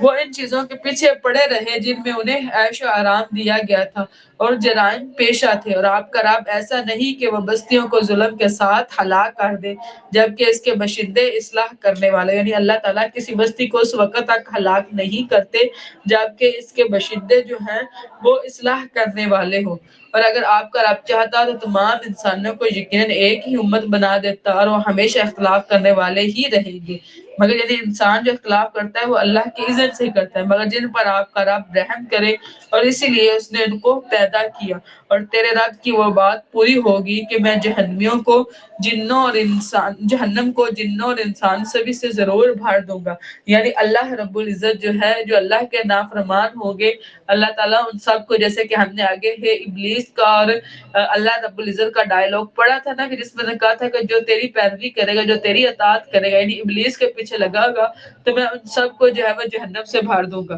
تو اللہ تعالیٰ اب وہی بات کرے کہ تیرے رب کی وہ بات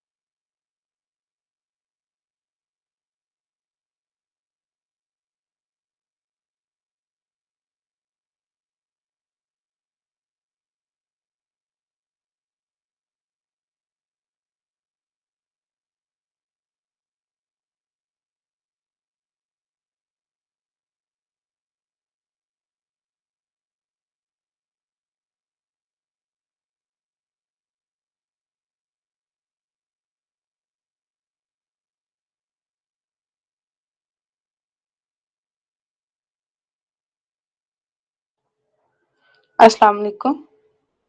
وعلیکم السلام بیٹا، اب آواز آ رہی ہے؟ جی آپ کی آ رہی ہے.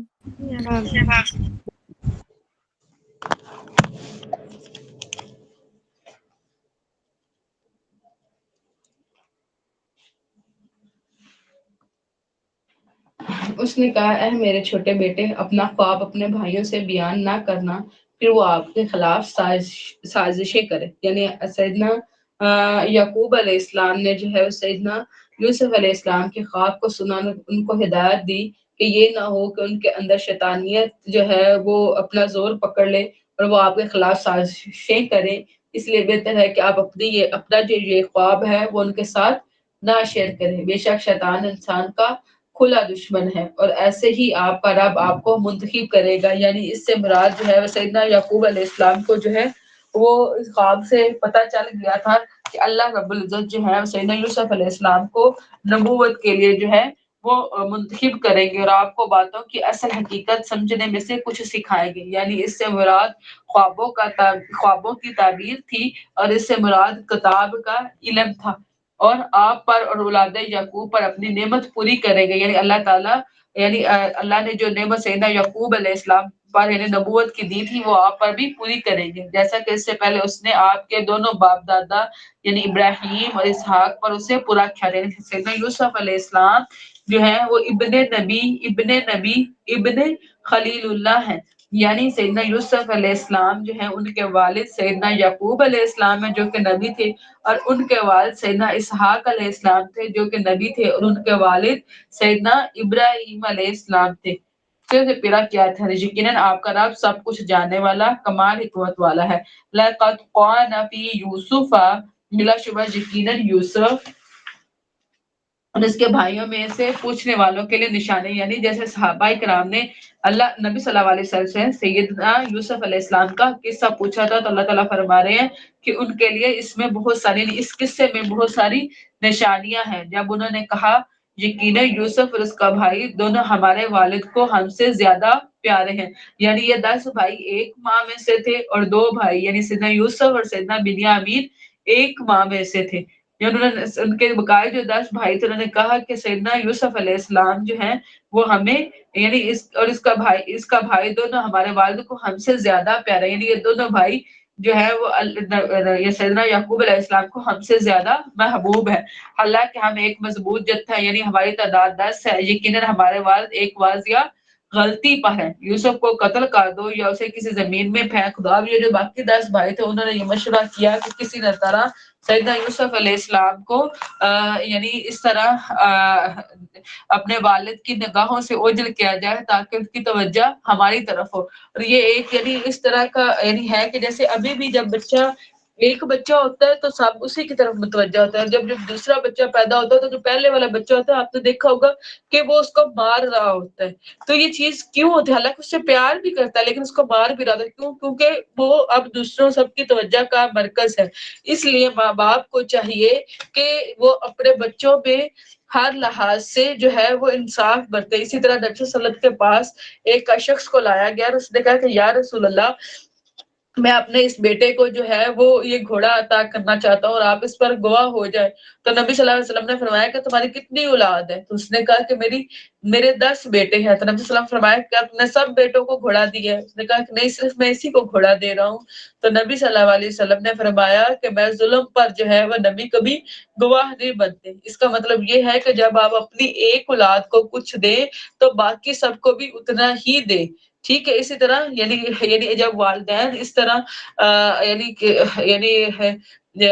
اس چیز کا شکار ہو جاتے ہیں کہ وہ کسی اولاد سے زیادہ محبت کرتے ہیں اور کسی سے کم، تو اس کا رزلٹ یہ ہوتا ہے کہ جو بچے ہوتے ہیں وہ بھی ایک دوسرے سے کبھی محبت جو ہے وہ قائم نہیں کر پاتے، بلکہ ایک دوسرے کے ساتھ جو ہے وہ بغض کا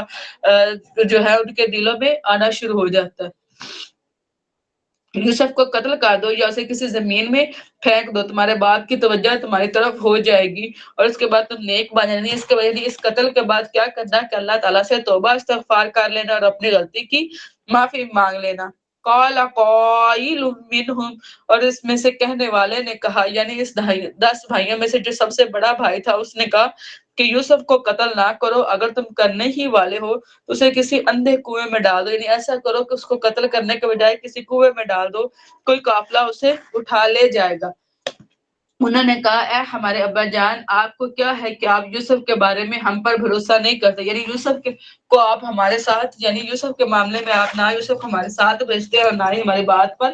یعنی بھروسہ کرتے ہیں، حالانکہ بلا شبہ ہم یقیناً اس کے خیر خواہ، یعنی ہم تو اس کے بھائی ہیں، کل اس کو ہمارے ساتھ بھیج دیجئے، وہ کھائے پیے اور کھیلے کودے، یعنی اس کو ہمارے ساتھ جنگل میں بھیج دے تاکہ یعنی اس کی جو اندرونی وحشت ہے وہ ختم ہو اور وہ کھیلے کودے اور کھائے پیے، تو بے شک ہم ضرور اس کی حفاظت کرنے والا ہے، یعنی ہم سب بھائی جو ہیں وہ اس کی حفاظت کریں گے۔ اس نے کہا یقیناً مجھے غمزدہ کرتی ہے، یعنی سیدنا یعقوب علیہ السلام نے کہا یہ بات کہ تم اس کو لے جاؤ اور میں ڈرتا ہوں کہ اسے بھیڑیا کھا جائے، یعنی مجھے یہ بات تکلیف دیتی ہے کہ یوسف مجھ سے جدا ہو اور تم پھر اپنی کھیل میں مصروف ہو جاؤ اور اسے بھیڑیا کھا جائے۔ انہوں نے کہا واقعی اگر اسے بھیڑیا کھا جائے، حالانکہ ہم ایک مضبوط جتھا ہے، یعنی اس کو بھیڑیا کیسے کھا سکتا ہے جبکہ ہم ایک بہت بڑی تعداد ہے، یعنی ایک تو دو غافل ہو بھی جائیں تو پیچھے 7-8 تو ہیں جو اس کی حفاظت کرنے والے ہوں، تب تو ہم یقیناً خسارہ اٹھانے والے ہوں گے۔ پھر جب وہ اسے لے گئے، یعنی انہوں نے سیدنا یعقوب علیہ السلام کو اس بات پر کنونس کر لیا کہ وہ سیدنا یوسف علیہ السلام کو اپنے ساتھ لے جائیں گے۔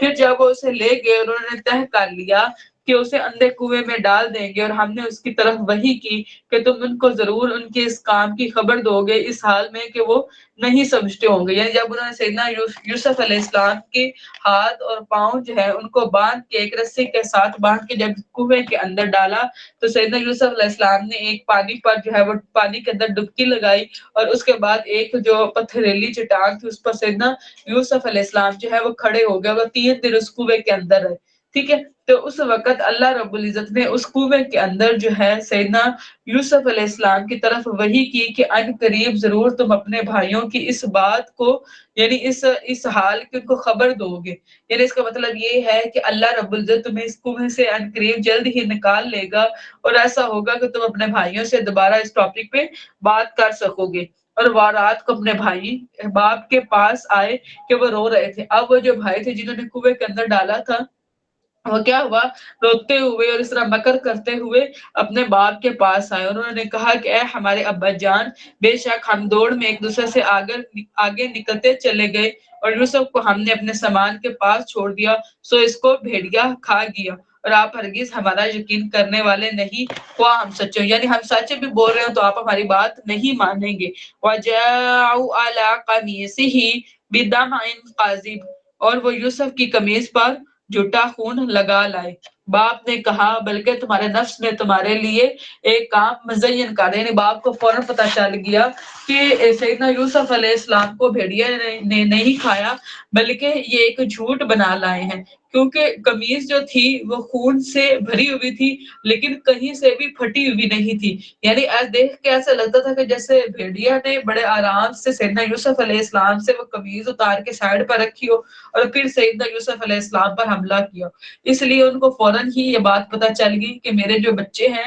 وہ میرے ساتھ جھوٹ بول رہے ہیں، اس لیے انہوں نے کہا کہ بلکہ تمہارے نفس نے تمہارے لیے ایک کام مزین کر دیا ہے، سو میرا کام اچھا صبر ہے، فصبر جمیل، یعنی صبر جو ہے وہ آزمائش کے پہلے لمحے میں ہے، ٹھیک ہے، نبی صلی اللہ علیہ وسلم کی حدیث ہے، اس کے بعد تو آہستہ آہستہ انسان کو صبر آ ہی جاتا ہے، یعنی یہ دیکھنا ہوتا ہے کہ جب انسان پر آزمائش آئے سب سے پہلے وہ اپنے منہ سے کیا بولتا ہے، وہ کیا کہتا ہے، اور اللہ تعالیٰ ہی سے اس پر مدد مانگی جا سکتی ہے، تو جو تم بیان کر رہے ہیں اللہ ہی میری مدد فرمائے گا۔ اور ایک راہ چلتا قافلہ آیا تو انہوں نے اپنا پانی لانے والا بھیجا، یعنی اس قافلے کا جو سکا تھا انہوں نے اس کو بھیجا کہ وہ کنویں سے پانی لے کے آئے، چنانچہ اس نے اپنا ڈول لٹکایا تو کہا مبارک ہو یہ ایک لڑکا ہے، یعنی سیدنا یوسف علیہ السلام اس ڈول کے ساتھ لٹک کر باہر آ گئے، انہوں نے دیکھا تو نے کہا کہ یہ تو لڑکا ہے، انہوں نے تجارت کا مال بنا کر اسے چھپا رکھا، یعنی سیدنا یوسف علیہ السلام کو انہوں نے مال تجارت جو ہے وہ سمجھا، اور انہوں نے دوسرے قافلے والوں سے छुपा ली, हालांकि अल्लाह ताला सब कुछ जानने वाला था इसको जो वो कर रहे थे, और उन्होंने थोड़ी सी कीमत पर चंद गिने हुए दिरहमों में उसे बेच दिया। यानी ये सैयदना यूसुफ अलैहिस्सलाम के भाई थे जिन्होंने सैयदना यूसुफ अलैहिस्सलाम को बेच दिया था। यानी हुआ ये था कि वो इंतजार कर रहे थे और वो देख रहे थे, और जैसे वो काफिला आया उन्होंने निकाला तो उन लोगों ने ये जाहिर किया कि ये हमारा भागा हुआ, इन्होंने सैयदना यूसुफ अलैहिस्सलाम के भाइयों ने ये जाहिर किया कि ये हमारा भागा हुआ गुलाम है। और उन्होंने चंद दिरहम, यानी उनका मकसद सिर्फ उससे कोई यानी माल तिजारत नहीं था कि उनसे पैसा कमाना नहीं था, वो किसी भी हालत में बस उससे दूरी चाहते थे। इसलिए उन्होंने यानी चंद दिरहमों के अवज़ जो है वो अपने भाई सैयदना यूसुफ अलैहिस्सलाम को उस काफ़िले वालों को बेच दिया, और वो इसमें रग़बत ना रखते थे, यानी उनको अपने पास रखने में रग़बत नहीं थी उनके भाइयों को। और मिस्र के जिस शख्स ने उसे खरीदा उसने अपनी बीवी से कहा कि इसकी रहाइश बाइज्जत रखो। यानी 3 तरह के जो लोग हैं उनकी दूरंदेशी जो है वो काबिल तारीफ है। एक सैयदना अबू बकर की कि उन्होंने अपनी वफ़ात से पहले सैयदना उमर को खलीफा जो है वो नामज़द किया, और एक उस लड़की की जिसने सैयदना मूसा अलैहिस्सलाम को यानी जब देखा तो उन्होंने अपने वालिद को कहा कि ये हमारा जो गुलाम है, यानी ये जो शख्स है इसको हम अपने पास यानी मुलाज़मत पे जो है वो रख लेते हैं कि ये एक अच्छा अमानतदार भी है और जिसामत में भी अच्छा है। ठीक है? और एक ये सैयद यानी अज़ीज़े मिस्र की जिसने सैयदना यूसुफ अलैहिस्सलाम को जैसे ही देखा, उनको पता चल गया कि ये एक नेक शख्स है और हमें फ़ायदा देगा। उम्मीद है वो हमें फ़ायदा दे, या हम उससे बेटा यानी या तो गुलाम की सूरत में हम उससे फ़ायदा उठाएँगे या उससे हम बेटा बना लें। इससे पता चलता है कि शायद उनके यहाँ जो है वो औलाद नहीं थी, और इसी तरह हमने यूसुफ को ज़मीन में जगह दी और ताकि हम उसे बातों की असल हकीकत में से कुछ सिखाएँ। यानी अल्लाह ताला ने उनको मिस्र भेजा ताकि वहाँ पे उनकी जो तालीम और तरबियत है वो मुकम्मल हो सके। अल्लाह ताला अपने काम पर गालिब है, लेकिन अक्सर लोग नहीं जानते। और जब वो पुख्ता उम्र को पहुँचा, यानी इससे मुराद जो है वो पुख्तगी की उम्र जो है वो 40 साल है। ठीक है? जैसे नबी सल्लल्लाहु अलैहि वसल्लम पर 40 साल की उम्र में नबूवत हुई, सैयदना मूसा पर, इसी तरह ही सैयदना यूसुफ अलैहिस्सलाम जब जब वो पुख्तगी की उम्र को पहुँचा, हमने उसे बड़ी कुव्वत फैसला यानी डिसीजन मेकिंग पावर और बड़ा इल्म दिया, यानी ख्वाबों की तामीर का इल्म दिया, और हमने नेकी करने वालों को ऐसे ही जज़ा देते हैं। यानी जो अल्लाह के लिए नेकी करता है तो अल्लाह उसको जज़ा देता है। और जिस औरत के घर में वो था उसने यूसुफ को इसके नफ्स से बहकाया, यानी ये अज़ीज़े मिस्र जो है उसकी वो बीवी थी, उसने सैयदना यूसुफ अलैहिस्सलाम को इसके नफ्स से बहकाया और इसने तमाम दरवाज़े खूब बंद कर लिए। यानी जब अल्लाह रब्बुल इज़्ज़त के हुक्म से उन्होंने सैयदना यानी अज़ीज़े मिस्र जो था वो घर में मौजूद नहीं था, तो अज़ीज़े मिस्र की बीवी जो थी उसने घर के सारे दरवाज़े बंद करके क्या कि सैयदना यूसुफ अलैहिस्सलाम के पास आई। क़ाल क़ाल माअज़ल्लाह, जब उसने दरवाजे बंद कर दिए और वो बोली जल्दी आओ, हई ताला का लफ्ज़ उसने बोला, और यूसुफ ने कहा अल्लाह की पनाह, मैं अल्लाह की पनाह चाहता हूँ,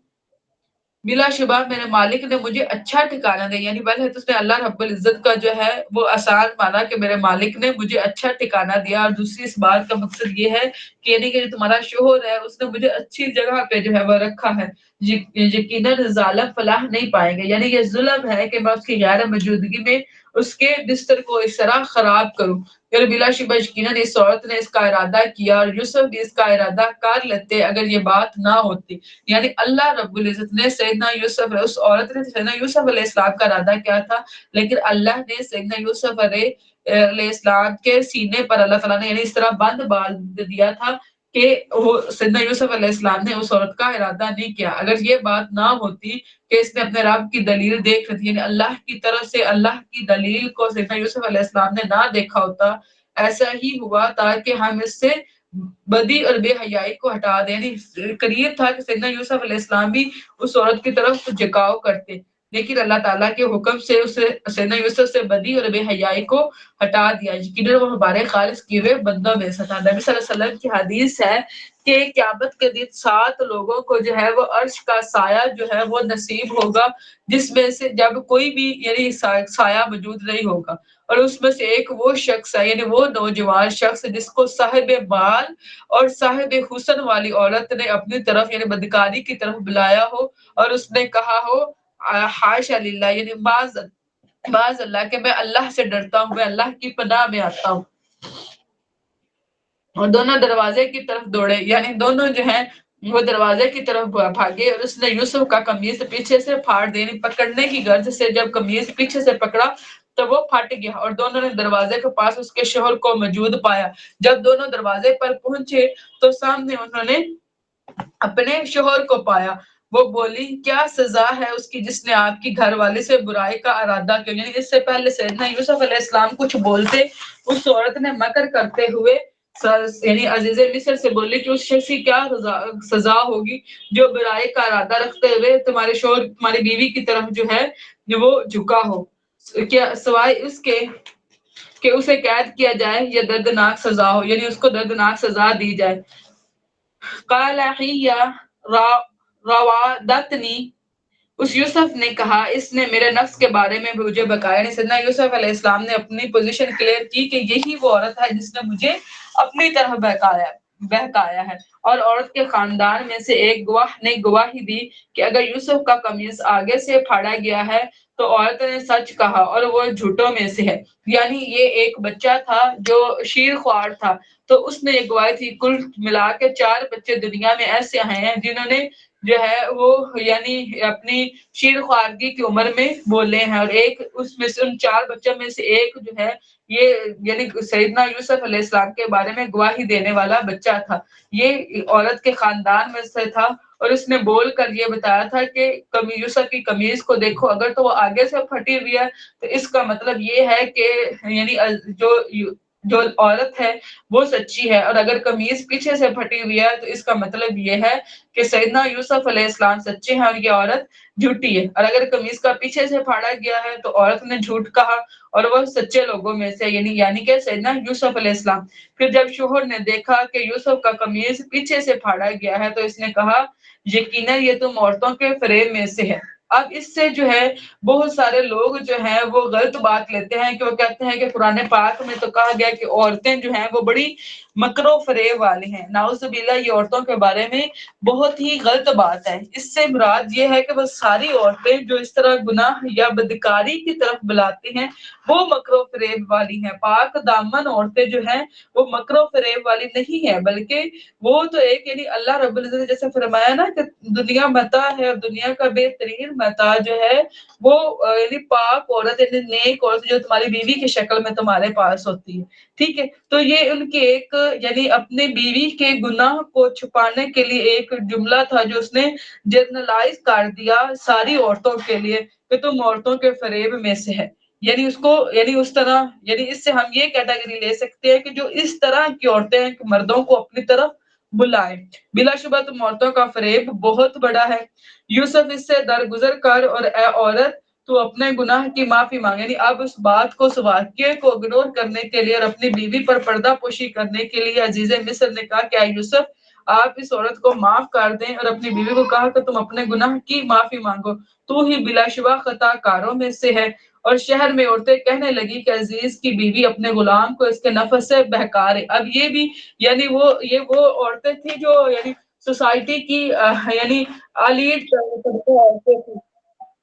اور انہوں نے کیا کہا تھا کہ عزیز مصر کی بیوی جو ہے وہ اپنے غلام کو اپنے طرف بہکا رہی ہے۔ تو جب یہ بات سیدنا یعنی عزیز مصر کی بیوی کو پتہ چلی تو اس نے کیا کیا کہ یقیناً یوسف کی محبت اس کے دل میں بس گئی ہے، یقیناً ہم ضرور اس کو صریح گمراہی میں دیکھتی ہیں۔ تو جب اس عورت نے ان کے فریب کے بارے میں سنا تو انہوں نے پیغام بھیجا، یعنی وہ ساری عورتیں جو بات کر رہی تھی اس طرح سوسائٹی میں، انہوں نے ان سب کی طرف ایک میسج کیا کہ ہمارے گھر جو ہے وہ ایک پارٹی ہے، جیسے عام طور پہ ہم یہ کٹی پارٹیز بھی کہتے ہیں نا کہ وہ ساری آنٹی ٹائپ جو عورتیں تھی وہ اس میں آئیں، ٹھیک ہے، اور ان کے لیے تکیہ دار مجلس منعقد کی، یعنی ایک مجلس تھی جس میں تکیے لگے ہوئے تھے اور اس میں ہر طرح کا کھانا تھا، اور وہ کھانا ایسے تھا کہ چھری کے استعمال سے جو ہے وہ کھایا جانا تھا، اور ہر ایک کو ایک چھری دی اور یوسف سے کہا کہ ان کے سامنے نکلا، یعنی سیدنا یوسف علیہ السلام کو کہا کہ باہر نکلے۔ پھر جب عورتوں نے انہیں دیکھا تو اسے بڑا پایا اور اپنے ہاتھ کاٹ بیٹھی، یعنی ان کو حسن یوسف کو دیکھ کر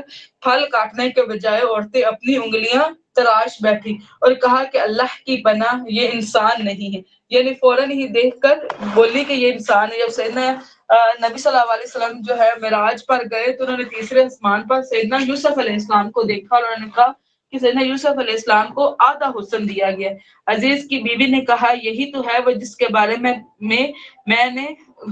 बारे में तुमने मुझे मलामत की थी और मैंने उसे उसके नफ्स से बहकाया तो वो बच निकला, यानी साथ ही बता दिया कि अभी तो वो मुझसे बचा हुआ है। और वाकई अगर इसने ना किया जो मैं इसको हुक्म देती हूँ, यानी इसने वो बात पूरी ना की जिसका मैं इसको कहने को हुक्म देती हूँ, तो जरूर वो कैद किया जाएगा, यानी या तो मैं इसको कैद करवा दूंगी या वो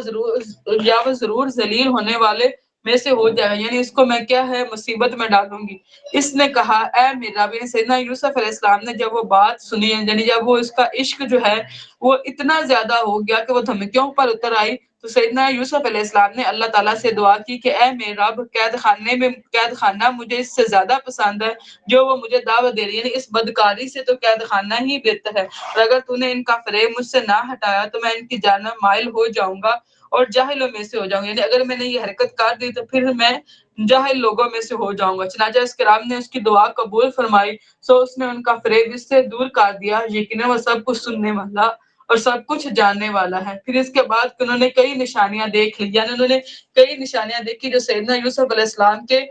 हक पर होने की गवाही देते थे, जैसे उस बच्चे का बोलना, जैसे कमीज का जो है वो पीछे से फटा हुआ होना, सारी निशानियां जो है सैयदना यूसुफ के हक में थी। उसके बाद भी उन्होंने क्या क्या देख ली, यही जाहिर हुआ कि एक अरसे तक वो उसे लाजमन कैद कर दें, यानी इस स्कैंडल को दबाने के लिए क्या करें कि सैयदना यूसुफ अलैहिस्सलाम को मंजर आम से जो है वो हटा दिया जाए, जिस तरह अब भी होता है।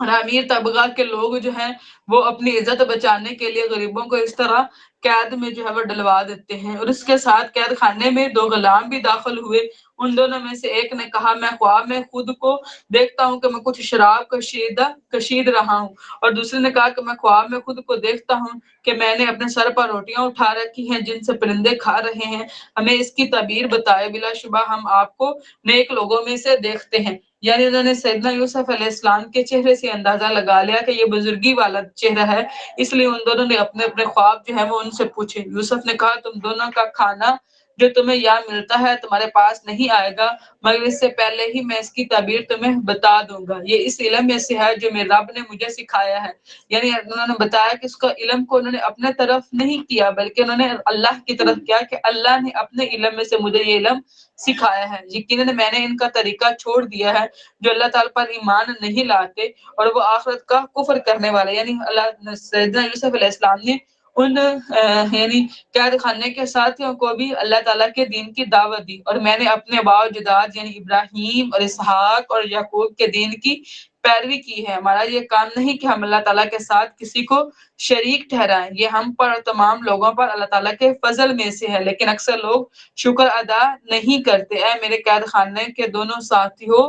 क्या जुदा जुदा रब बेहतर है या अल्लाह ताला जो अकेला ही है नहायत जबरदस्त। यानी ये बात है जब उन्होंने सवाल किया ख्वाब के बारे में तो अब लाजमी बात है कि वो जवाब को सुनेंगे। तो नबी यानी सैयदना यूसुफ अलैहिस्सलाम ने जवाब देने से पहले उनको अल्लाह का पैगाम पहुंचाया कि तुम लोग मुझे बताओ कि क्या अकेला एक रब बेहतर है या जुदा जुदा यानी कई बुतों को शरीक ठहराना वो बेहतर है। तुम अल्लाह ताला के सिवा महज चंद नामों की इबादत करते हो जो तुमने और तुम्हारे बाप दादा ने रख लिए हैं। अल्लाह ताला ने उनके लिए कोई दलील नाजिल नहीं की कि हुक्म अल्लाह ताला के सिवा किसी का नहीं, और उसने हुक्म दिया है कि उसके सिवा किसी की इबादत ना करो, यही सीधा दीन है, लेकिन अक्सर लोग जानते नहीं हैं। ऐ मेरे कैद खाने के दोनों साथियों, तुम दोनों में से जो पहला है वो अपने आका को शराब पिलाएगा, यानी खबर से मुराद जो है वो शराब, यानी इसका मतलब ये है कि जिस तरह हम फल को निचोड़ कर यानी जूस निकालते हैं, इस तरह यानी वो जूस को भी शराब ही कहते थे, यानी वो अपने आका के लिए जो है वो इस तरह जूस निकाला करेगा, और जो दूसरा है सो वो सूली पर दिया जाएगा। यानी ये दो ऐसे थे जिनके ऊपर इल्जाम लगाया था गया था कि इन्होंने अपने बादशाह को जहर पिलाने की कोशिश की है। तो एक को तो आजादी मिलेगी और दूसरा जो है जिसके सर पर रोटियां थी उसको यानी जो है वो सूली पर लटकाया जाएगा, और कौवे जो है वो इसके सर में से यानी इसके सर को खाएंगे।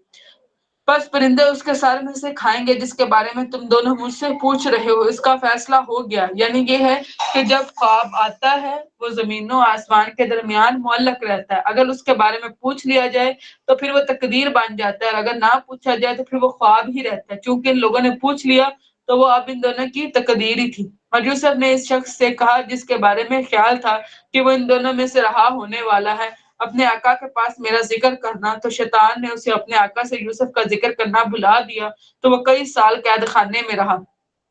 یعنی یہاں سے حدیث ہمیں ملتی ہے کہ نبی صلی اللہ علیہ وسلم نے فرمایا کہ انہوں نے غیر اللہ سے مدد مانگی، تو جس وجہ سے وہ کئی عرصہ جو ہے وہ قید خانے میں رہے۔ اور بادشاہ نے کہا کہ بلا شبہ میں خواب دیکھتا ہوں کہ 7 موٹی گائیں ہیں جن کو 7 دبلی کھا رہی ہیں، اور 7 سبز بالیاں ہیں اور دوسری 7 سوکھی ہوئی۔ اے سردار، مجھے تم میرے اس خواب کی تعبیر بتاؤ اگر تم خواب کی تعبیر دیکھتے ہو۔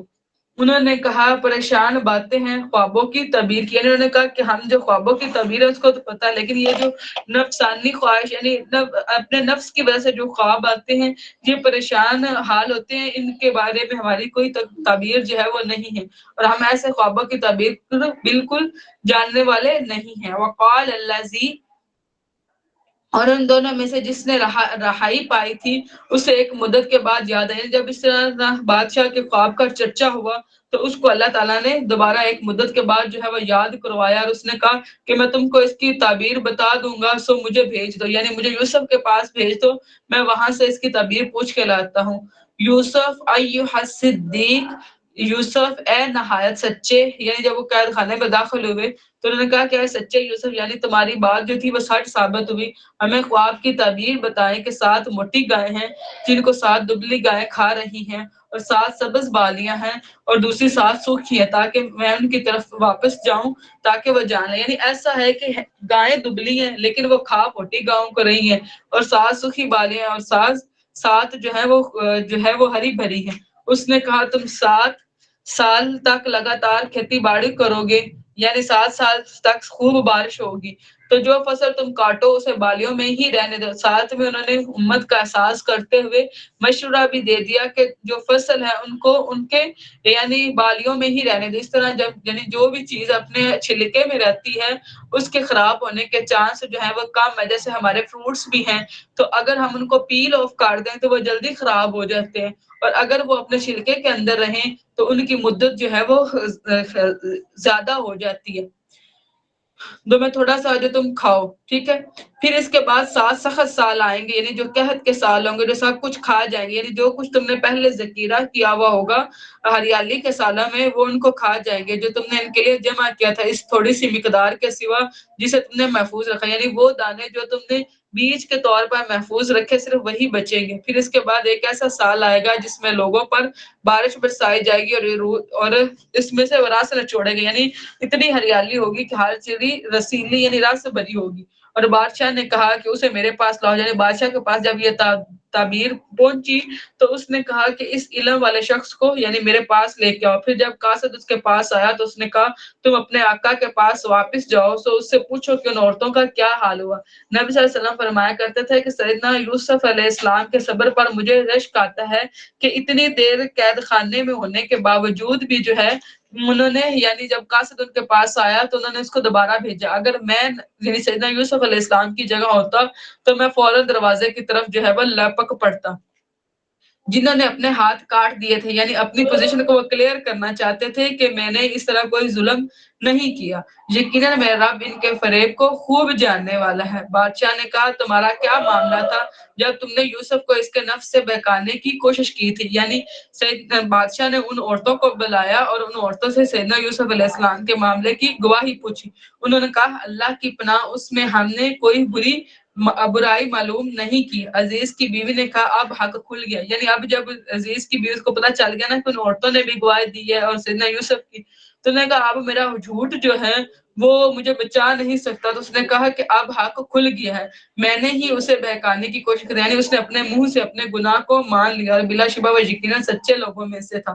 یوسف نے کہا یہ اس لیے ہے کہ عزیز جان لے کہ یقیناً میں نے عدم موجودگی میں اس سے خیانت نہیں کی، یعنی سیدنا یوسف علیہ السلام نے کہا کہ میں نے صرف اس لیے عورتوں کو بلایا ہے اور عزیز مصر کی بیوی کو بھی اس لیے بلایا تاکہ عزیز مصر یعنی میرا جو یعنی بادشاہ تھا یا یعنی میرا جو مالک تھا وہ جان لے کہ اس کی غیر موجودگی میں نے اس کے بستر کو خراب نہیں کیا، اور یقیناً اللہ تعالیٰ خیانت کرنے والوں کے فریب چلنے نہیں دیتا۔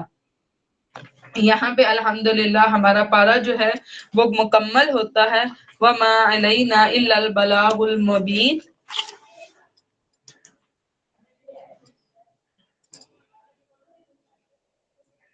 آپ لوگوں کا بیٹا کوئی کوشچن ہے تو وہ آپ پوچھ لیں.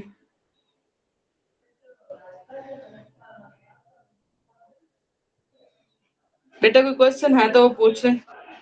نہیں ابھی تو نہیں. ٹھیک ہے ہم کلاس اینڈ کرتے ہیں. سبحانک اللہم و بحمدک نشہد ان لا الہ الا انت نستغفرک و نتوب الیک. السلام علیکم ورحمۃ اللہ وبرکاتہ. وعلیکم السلام ورحمۃ اللہ وبرکاتہ. وعلیکم السلام ورحمۃ اللہ وبرکاتہ.